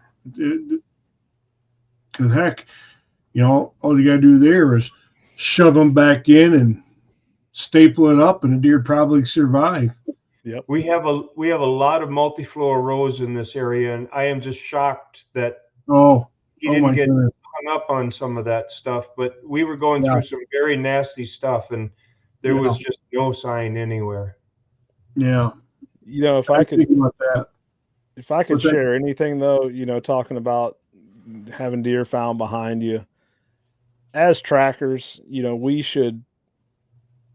we really should have more consideration for our fellow trackers. If you get called to track a deer behind someone else, pick up the phone and call that tracker. And if you do find a deer behind them, pick up the phone and discuss, hey, what may have went wrong? don't make it a bragging moment to get on social media and say, oh, I found this deer behind so-and-so, or I found this deer behind another tracker, because you may be painting a false image. Well, maybe it's not false, but it's certainly distasteful. It's distasteful, but often it can be. It can be a false image, and you should be willing to have enough respect and courtesy for your fellow trackers to make that phone call before you go and after. Yeah, I will no longer track behind any other tracker without picking up the phone and calling them first. Yeah. I didn't mean to imply. I'm sorry. I didn't mean to imply that the other tracker that I referred to did not do their job. I think that deer was. Right. Oh, no, I wasn't talking about you. I was just saying in general. Okay. Yeah, it's stuff that actually it's happening right now. Whenever I muted, there was a text message chain going on where a hunter is called now trying to call their third dog in. So it made me think of it because we were on this topic.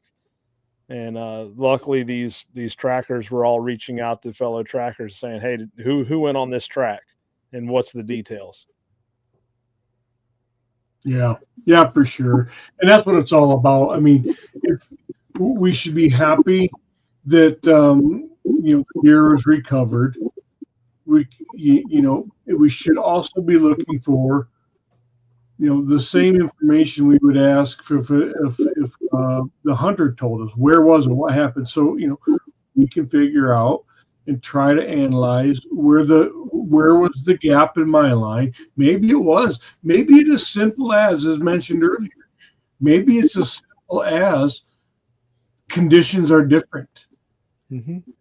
It could be that simple. You did nothing wrong. Your dog did nothing wrong. The hunter did nothing wrong in the track management. It's just that the only time you could get there was at 1 o'clock in the afternoon when it's 82 degrees, full sunshine, dry as a bone, and 12-mile-an-hour wind.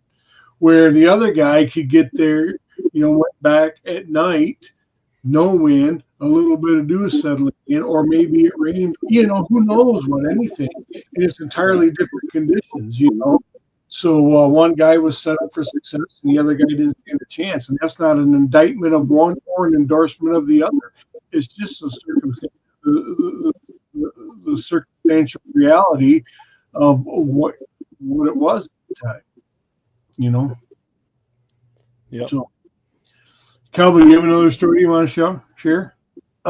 Some of what you just hit on was kind of what I was going to talk about. You remember too. I mean, especially during like the busy season, you get out on that track and you struggle and you don't know what happened. You can't figure it out. Another tracker comes in behind you. They're just as busy as you are. So to kind of just go along with what you just said, Matt. I mean, that tracker is going to come in maybe 6, 8, 10 hours after you. So yeah. Conditions have changed. Thermals might have been rising when they're falling now, and so there's a lot of factors, and that's just it. I mean, it's one thing to come in behind somebody else and find a deer, but it's another to go on Facebook, or it's another to, again, not saying that people are bashing, but just keep in mind that may be you one day. I mean, you very well could be in that same position, and just take mind notes of what that tracker did. Where did they go? Have them send you a picture of their GPS or their Onyx or whatever, so you can kind of put the puzzle pieces together and figure out what it is that maybe you missed, or maybe a read that your dog gave you that you missed. Just kind of take those things into consideration. But kind of back to some of what Tim said, maybe it was Kenny. Either way, but one of the things that I learned very, very early on, and I think we all have at some point, but it's just listening to what that hunter has to tell you. You almost have to take about 40% of it to be true, and the rest of it to just not. Maybe it's not true. It's just maybe it's not factual. And I did that early on, listening to what they'd say. I'd start out, and the dog would start tracking, and they'd say, "Oh, the deer didn't go that way." And I would say probably in my first year, I was very, very adamant about joysticking, and the deer didn't go this way, and I'd stop them, and I'd turn around and make her go the other direction, knowing well that my dog is trained to do what it's supposed to do. Here, brother. And I've too many times did that to the point where finally I realized, like, I'm not doing my dog any good. I'm telling her no on the line she's on for a reason. And so just that lesson of being mindful of that, allowing her to work through that. I really think, once I got my second dog, I'm very confident with him. I've become a lot more settled into the moment of tracking. I used to be so, I don't want to use the term like panicky, but I would be kind of like nervous about going into a track and like feeling that I've been put on the spot, and you've got this spotlight in your eyes that everybody's watching you and what you're going to do to perform. To the point now where when I go on a track, I'm chatting with the hunters. I'm talking about, hey, check out all those blackberries over there. Do you mind before I leave if I get a hat full? And I'm allowing the dog to work. I'm still paying attention to what's going on, but I'm not so drawn into what they're trying to tell me to tell the dog to do, or trying to force me to do something. Yeah. So I think just being mindful of some of that kind of stuff is huge. That really has pushed me forward.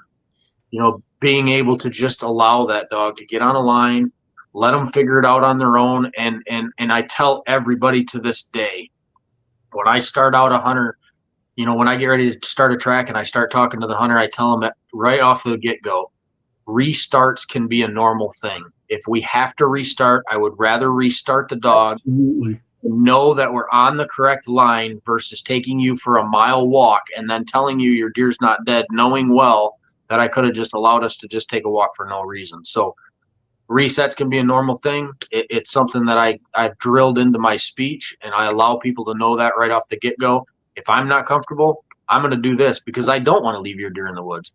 My dog wants to find your deer more than you want to find your deer in most cases. Yep. Yeah. I would agree.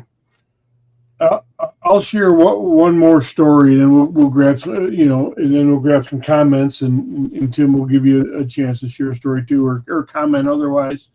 But I had my near miss. I wrote it down here as a near miss. When I talked about the third reset, and we kept, we had one, and I can't remember. I think this was also our second year. I think it was the first backtrack that I was able to, that I deduced was likely a backtrack, where the hunters did a phenomenal job of marking the line. Best I've ever seen. I mean, you could see man, this is wonderful. We're going along. Then we got to where they lost it. And then we crossed the fence and we're off on the goose chase. Now we're off, I do believe that we were way off on the goose chase. Finally, and we're on lead again. I bring her back to where I thought she was tracking, and she makes this left turn, and she's tracking pretty well and goes up to a point and stops. And as she turns around, and we go right back the way we came, on back, where we came in this way, we turned. She crossed the path we came in on and went up along the fence line and up the hill, and boy, did she want to make the left turn and cross the fence into that field. Well, we didn't have permission to be there. And I wasn't as in tune with her as I thought I was, or wished I was, but I was kind of convinced that the deer, good chance it went over there. We shined flashlights over there and didn't see anything, but we didn't have permission. And now, as I look, and she may remember, I talked when I opened the story on the first lesson learned with reading the dog. She was making that same whimpering, vocalization, whining vocalization, not barking, just really wanting to go but being restrained. And we couldn't go over there. So I'm like, okay, well, I don't know. I guess your deer's not dead. Well, as I look back on it now, I am highly convinced that she worked out a backtrack and that deer did cross that fence. And my lesson there is be a little more, we kind of talked about it earlier, be a little more adamant or insistent or persuasive, perhaps is a better term, with the hunter, saying, hey, can you call? Can you go knock on the door? Let's get permission because she really wants to go. So let's go see, what we can do. I don't know if that deer was dead. Based on everything in the hunter's description, I suspect it probably was. And we might have been able to get it if we just tried, if I'd have tried to be a little more persuasive on property permission rather than just say, okay, no, we're done. Okay, we're done. And went. I wish I would have because I think in my mind, there was probably a fair chance of getting that deer. So, I don't know if we left it, but I did have a lesson in that scenario of be more persuasive in requesting they get property permissions.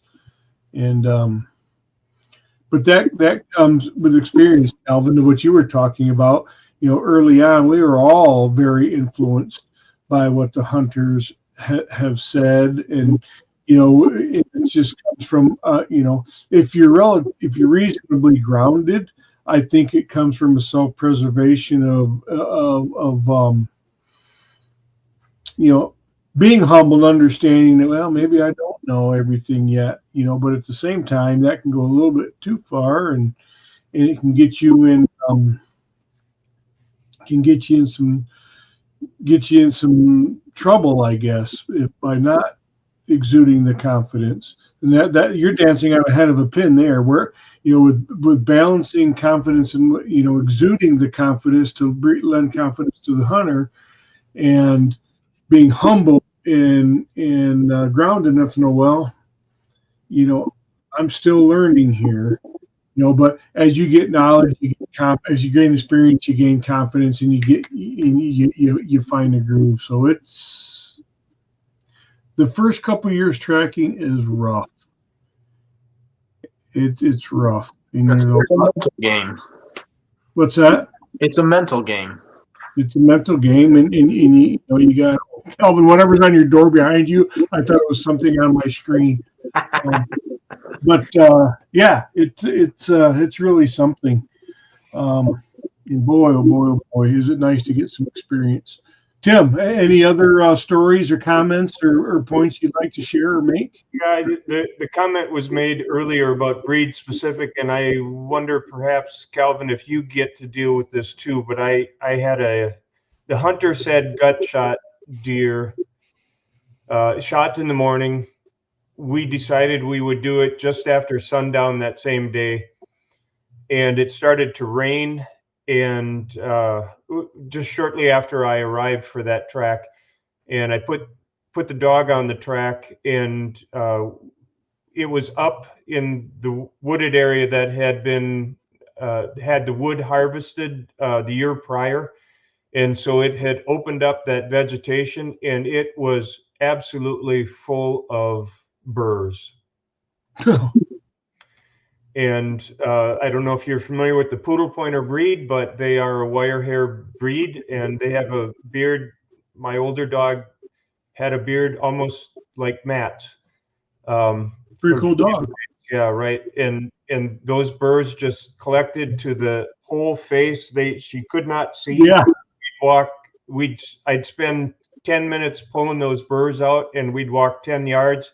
And I'm right back at that again. I just could not get anywhere. It was so infested with burrs. And you have the terrier, right? They have similar characteristics, right? Yeah, she is the long-haired version, so she does have the scruffy face, the little beard. Sure. So exact same thing. Fortunately for me, I mean, granted, there is some areas that you just can't help without going through them, but she's I wish I could tell you guys I taught her this, but I didn't. She's smart enough to know now that when those things pack her face full, she's not very pleased with it. So she's actually learned to like kind of weave in and around those. Even though if she's lost the scent, she'll pick it up on the other side because she knows that having those on there and then having dad pull them off is not that much fun. Yeah. I use the horse spray on the body and the feet, and I have come to early season like this. I will use that Musher's Secret and just douse their ears and face with that. So it doesn't necessarily prevent them, but it absolutely makes it easier to remove them in the field. Oh yeah. But I could not, that track that I'm thinking about, I just could not take it anywhere. It was not viable for my dog to proceed that further. Well, that's just miserable. In any, I've tracked in those cackle burrs or whatever. The Beatles' Strawberry Fields Forever. That was these things, cackle burr fields forever. It was miserable. And I have a bloodhound that doesn't have that kind of hair, but boy, they're impartial about attaching to me anywhere they want. Oh yeah. So let's grab some comments. Kenny, you did you have anything you want to add or bring up before we grab some comments? No, not yet. Okay. We'll just roll through. We got some long comments here. I think I'll give you a break from the bloodhound thing. Yeah, thank you. So Kenny, we did talk very, very briefly about Iowa, just in general. That went pretty well. There's some good feedback. And then next week's show is will be some version of an Iowa recap. I'm working on getting some of those people that were there to come on, and and if one of the big ones isn't able to do it, we'll do two versions of an Iowa recap, because I want to get, there's one particular guest or two that I want to get on. But I do want to get an Iowa recap on while it's the ink's still drying on it. So, but to that point, Chris Johnson says, thank you all for coming to Iowa. Your seminar was very helpful. Learned a lot. So thank you, Chris. It was a great meeting you, and we appreciate that delicious barbecue. Oh my Lord, yeah. Chris was responsible for the smoked pork butt, and it was nothing short of wonderfully delicious. Thank you for that, Chris. And thanks to the Iowa Blood Trackers Association again for hosting us and asking us to come out. It was we had a good event. Let's see. Yeah, Dave Medora, my friend Dave in New York. The excitement picks up a little on a bear track. So yeah, I can imagine. I would be on edge the entire time. I'll tell you what, how much on edge I would be. I can only imagine how I would have reacted if this was the bear. So I'll make the story super quick to get to these comments. But it was our recovery Sunday afternoon. We get there, and I'm not going to go through the whole line, but it was this on the creek bank with this creek bank entanglement like tunnel system, just super. You can't see in it, but it's all kind of clear underneath it, and the dog's in there. I'm like, what the heck's going on? I'm looking, I can't see the deer. I finally go around the corner, and I'm like thinking about doing a reset back at where she entered the creek, and I'm like, well, let me just stick my head in here one more time. So I kind of wedge it in there, and I stick my head in there, and I'm looking. I'm like, God, I don't see anything. And I turned to my left just a little bit, and the stupid deer was right there, 2 yards from me. It was still alive. I mean, it wasn't alive by much, but I could see it breathing. And it startled me. I go, God dang it, we're there. I jumped like that. I can only imagine how I would have turned inside out if that was a bear. So I got to share this real quick now that you said that, because my first track for the bear this season was on Sunday morning, and again, it's in thick swamp. It's in it's nothing like Kenny's got for swamps, but it's in a thick swamp, and so it goes across a small creek. We get across to the other side. It goes up a small embankment, and I had literally told the hunters this prior to. I was very confident the bear was dead. I was not concerned about it at all. But a lot of the times when you track a bear, unless it's a perfect lethal shot, bears will typically lay down facing their backtrack. And all the bears that I've found, they've all been literally facing their backtrack. So their head is facing towards you, their body's positioned towards you, and they're usually always hiding in some way, fashion, or form. So we cross the creek, And where we had crossed the creek was about 5 yards to the right versus where the hunter and her son had crossed the creek. So they came up a little bit different position on the other side of the bank. When we came up, I was tracking with Willow. She took this line down probably 50-ish yards. And then all of a sudden, she starts coming back to me. And I'm thinking, okay, maybe she missed a turn or something along those lines. She comes back about 10 yards, and she's now headed directly at the hunter and the son. And I looked at him and I said, if she comes by you, just don't talk to her, don't pet her, just let her work it. And about the time those words came out of my mouth, I heard the hunter, the female, scream out loud and say, "Oh my gosh, it's right there." They were standing 3 feet from the bear. It was literally laying in grass that was about 6 feet tall, and Willow was coming back to it, and it was facing us. It was literally facing the way it went in there. So it came up, it V-backed, and then it laid down facing the way it came from, expecting obviously whatever it was coming after him. So just for that, I mean, again, it was literally like right there. They didn't even see it, and they were standing 3 feet from it. And it was dead, right? It was dead. Yeah, okay. Yeah, good thing it was dead. It would have surprised us all. Yeah, that's for sure. Kenny, if you see a particular comment you want, or Tim or Calvin, if you can see the comments, Tim, they are on your right side. You might have to expand it if you don't see them. Yeah, I'll take a look. I'm filtering and referring tracks out. So if you guys see me talking, that was no, I know you've been busy managing business. I have a pheromone story I'd like to share with you guys. I think you would enjoy this. Please do. So I'm still active with dog obedience training and bird dog training, and I have a canine obstacle course in my backyard that I assist other dog handlers and pet owners to expose their dog to.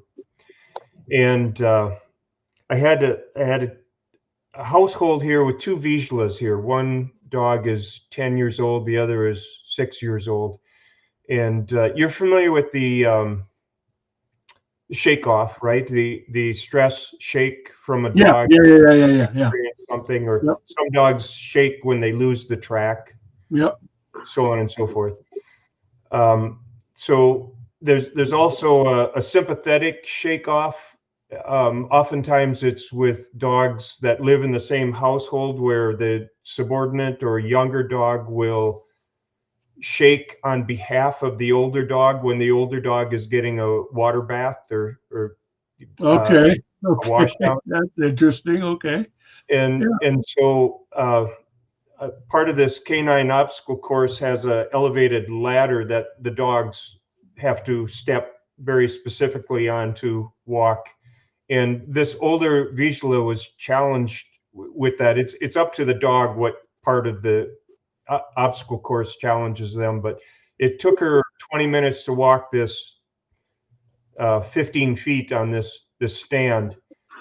And she was just very apprehensive about the whole process. And when we got done, she stepped back on the ground, and just as she had done that, the younger dog got released from the other side of the yard and came running around to see her housemate dog and see what the activity was.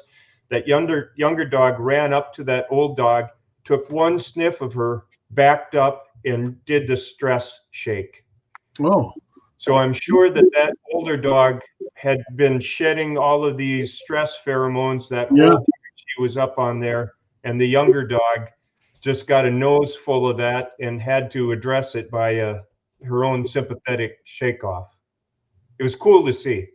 Yeah, we did a little something in Iowa, on pheromones, different, but still, just kind of, again, validating the legitimacy of a pheromone. And to me, that's just another one. It's a real thing.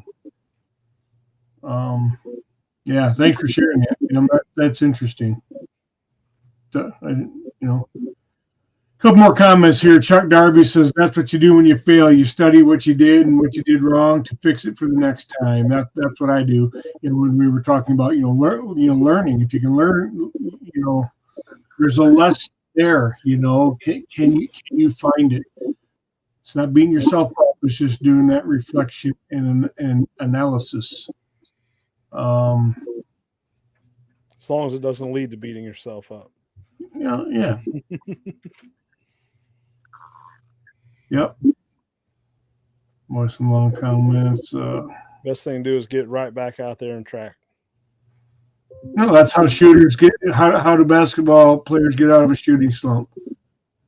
They keep shooting. Yep. You go track the next call. It's that simple.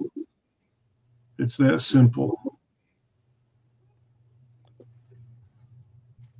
Yeah, I had a tracker call me today and was pretty down because they started out opening weekend like 0-9.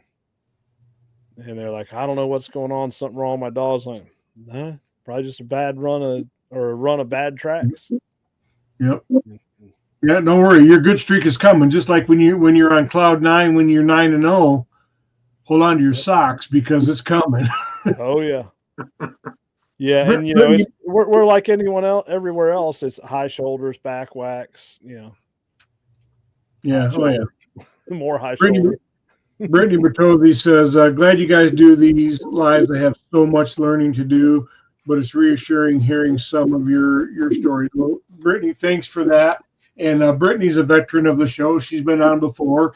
And Brittany, be prepared. Take your notes, take your mental notes, because we already have you down for like a January stream after the season, after your first season, Brittany. You want to come back on here about it. She was part of our PA event recap show. And I'm going to skip Perry's Bloodhound dissing again. Calvin Rob says great advice, and that came in when you were talking about don't stack up your tracks, And I remember Rob making a post on that a couple of years ago, and I actually said, you know what, that's really good. And the approach is, hey, look, I'll call you when I'm done. If you still need help, I'll come. And I've kind of taken that approach myself. I'll say, look, I'll come, but I'll call you when I'm done. I'm not going to tell you when I'll be there. And if you get somebody else, great, just let me know.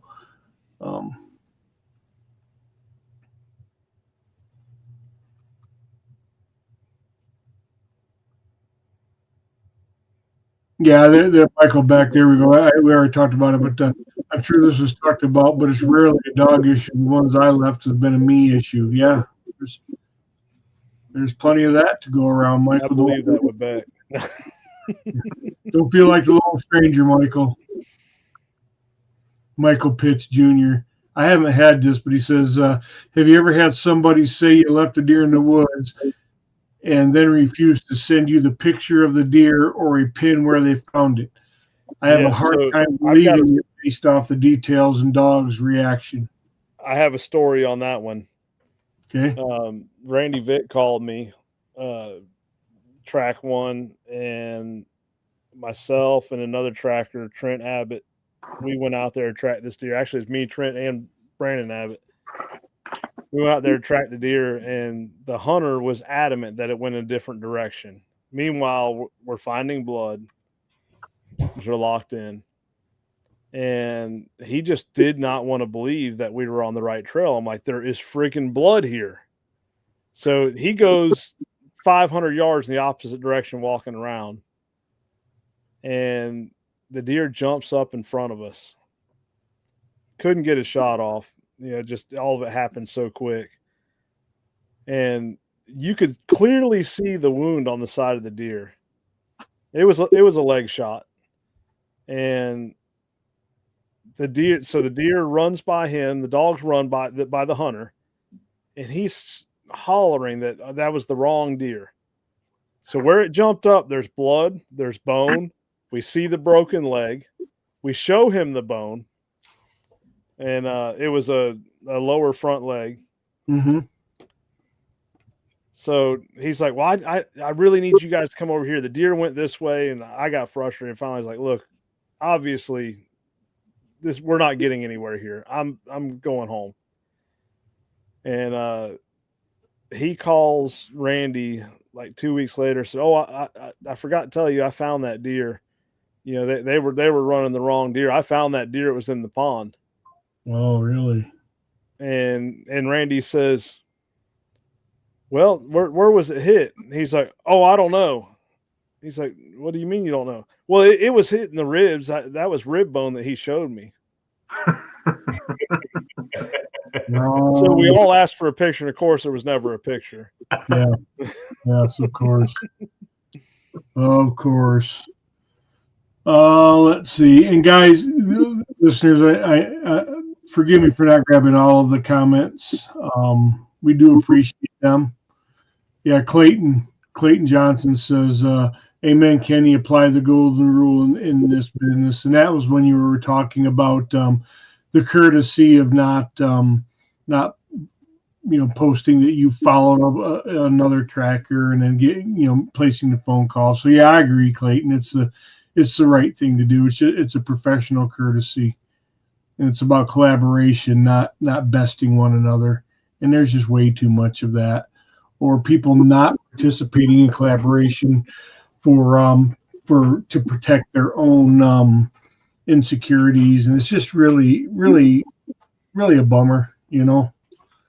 People make mistakes, so what? Help each other, learn from it, and get better and move on.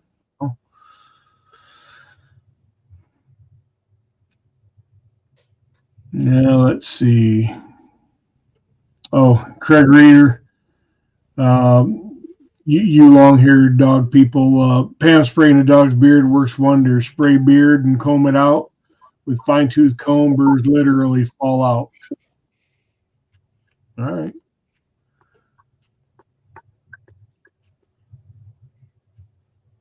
I'd rather deal with birds than slobber. I'd rather deal with slobber than I don't know what. I always tell my hunters, Perry Segley says, I always tell my hunters when Blue walks back to me and shakes, he is saying it's not dead. Yep. So the old shake. Well, guys, look, I really appreciate you coming on. It's not a fun topic, but it's a topic that I think is good to talk about. And actually, I got to give credit where credit is due for the topic idea with Daryl Maggart says, "Hey man, why don't you do one on that?" That's a great idea.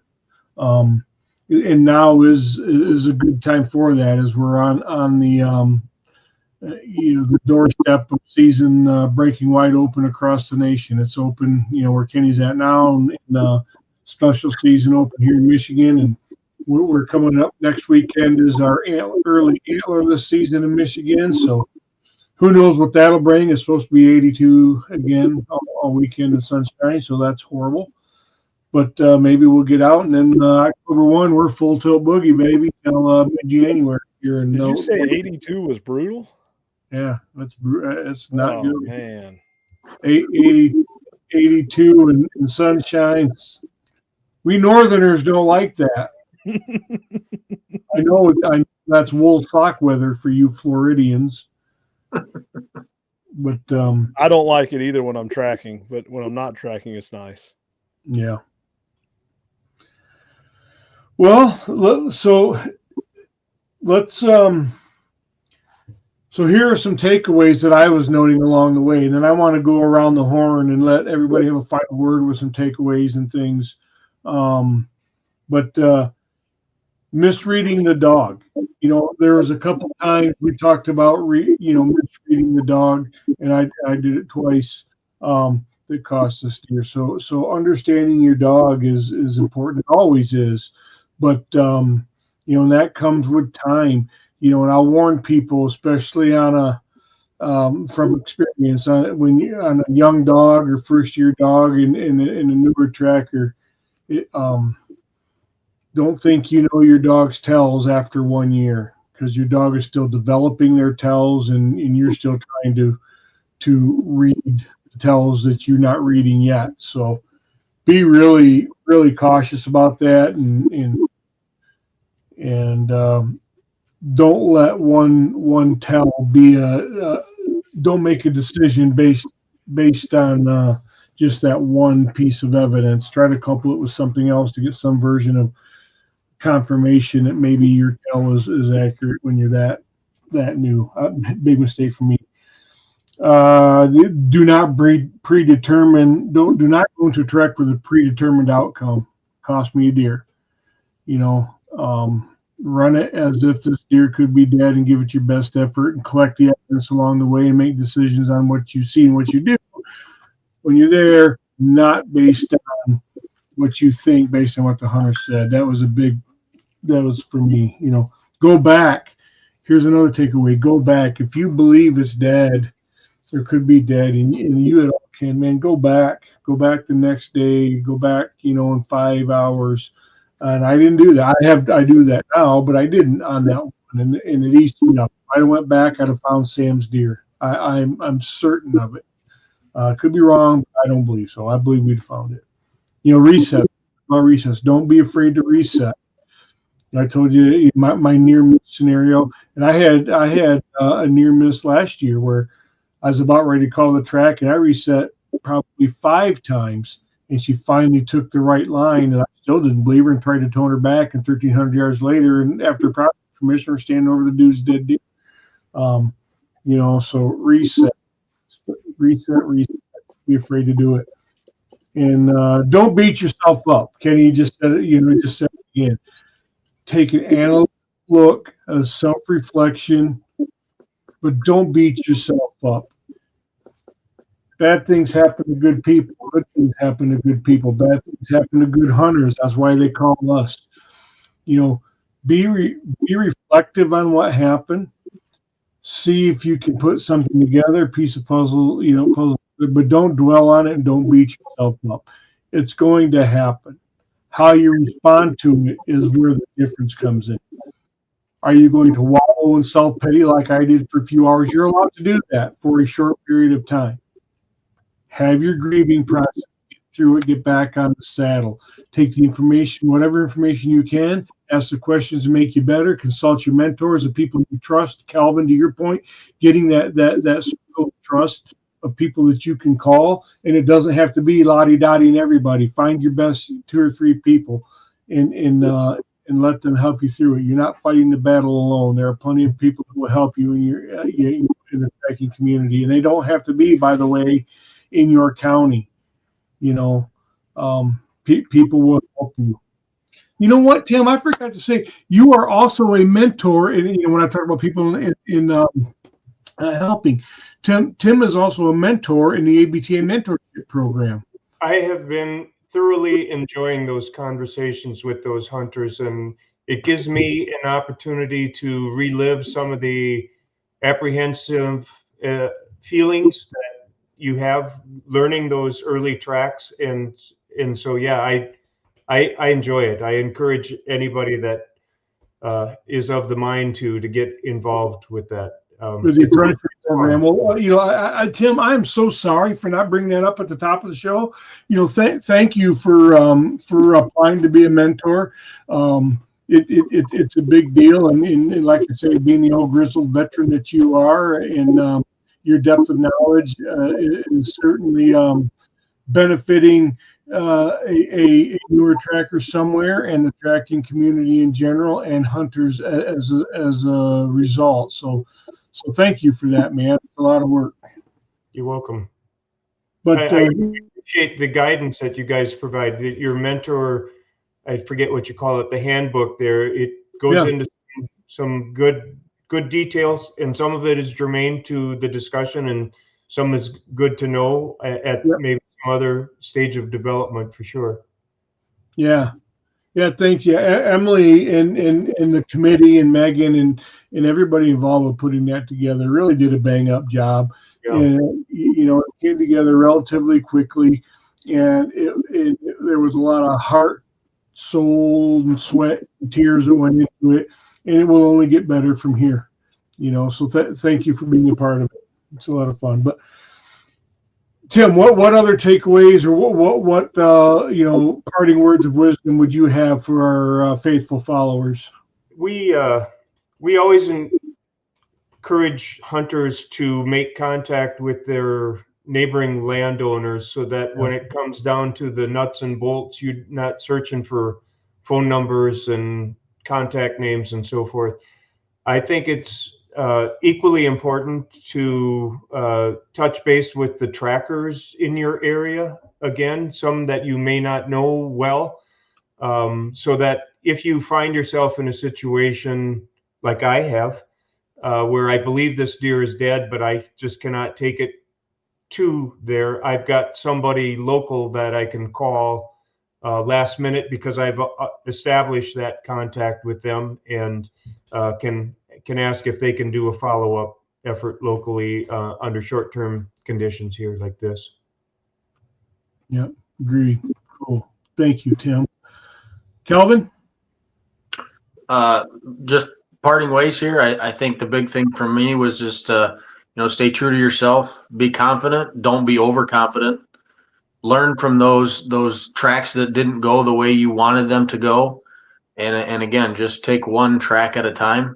Try not to think about the past. Think about that track that you're on at that moment. I'm glad you said that. That's good. Don't dwell on the past, and even don't be thinking about your next track. So your point of stacking them up. When you're on the track, that's got to be your purpose for living at the moment. You can't cut it short. So good stuff, Calvin. Kenny? One thing I want to add that I haven't heard tonight is be honest with yourself about your abilities and your dog's abilities. Yep. Because if you're not honest with your abilities, it will lead to deer left in the woods. It'll lead to your frustration, the hunter's frustration. So not only, should you train, make sure you're prepared, but you really need to know your abilities and network with your other trackers and know their abilities and know when it's the right time to refer someone else, know it's the right time to call someone. And, just keep your head high, keep grinding. And it's just, if you haven't left one in the woods yet, it's just a matter of time. So don't think that it hasn't happened to all of us here. Yep, that's right. And 100%. All right, so I'll close out with this one. First, Perry sagely helped me by putting his name phonetically. It's not Sagley or whatever I said. Sorry, Perry, but you deserve it for your bloodhound comment, Mr. Sagley.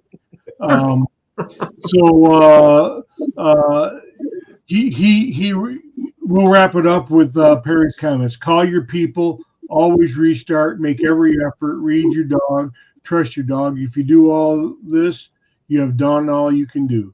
And with that, I say, Tim, thank you for joining. Calvin, thanks for joining. Kenny, thanks for making time for your own show. Sorry to have inconvenienced you with that. That we've done every Tuesday since. But in all fairness, I was fighting a battery issue. Frankly, I thought you might have been on a track, so I was no. So right before we went to Iowa, my trolling motor battery died. Oh yeah. And while I was there, they sent a replacement, and the replacement they sent is bad. Okay. So we talked about this earlier, Kenny. You're not supposed to make excuses. No excuses. No excuses. All right, guys. It's like a bloodhound. I wanted to be last in show. You want to be last in show? Okay, cool. Well, guys, I really appreciate it. Great stuff.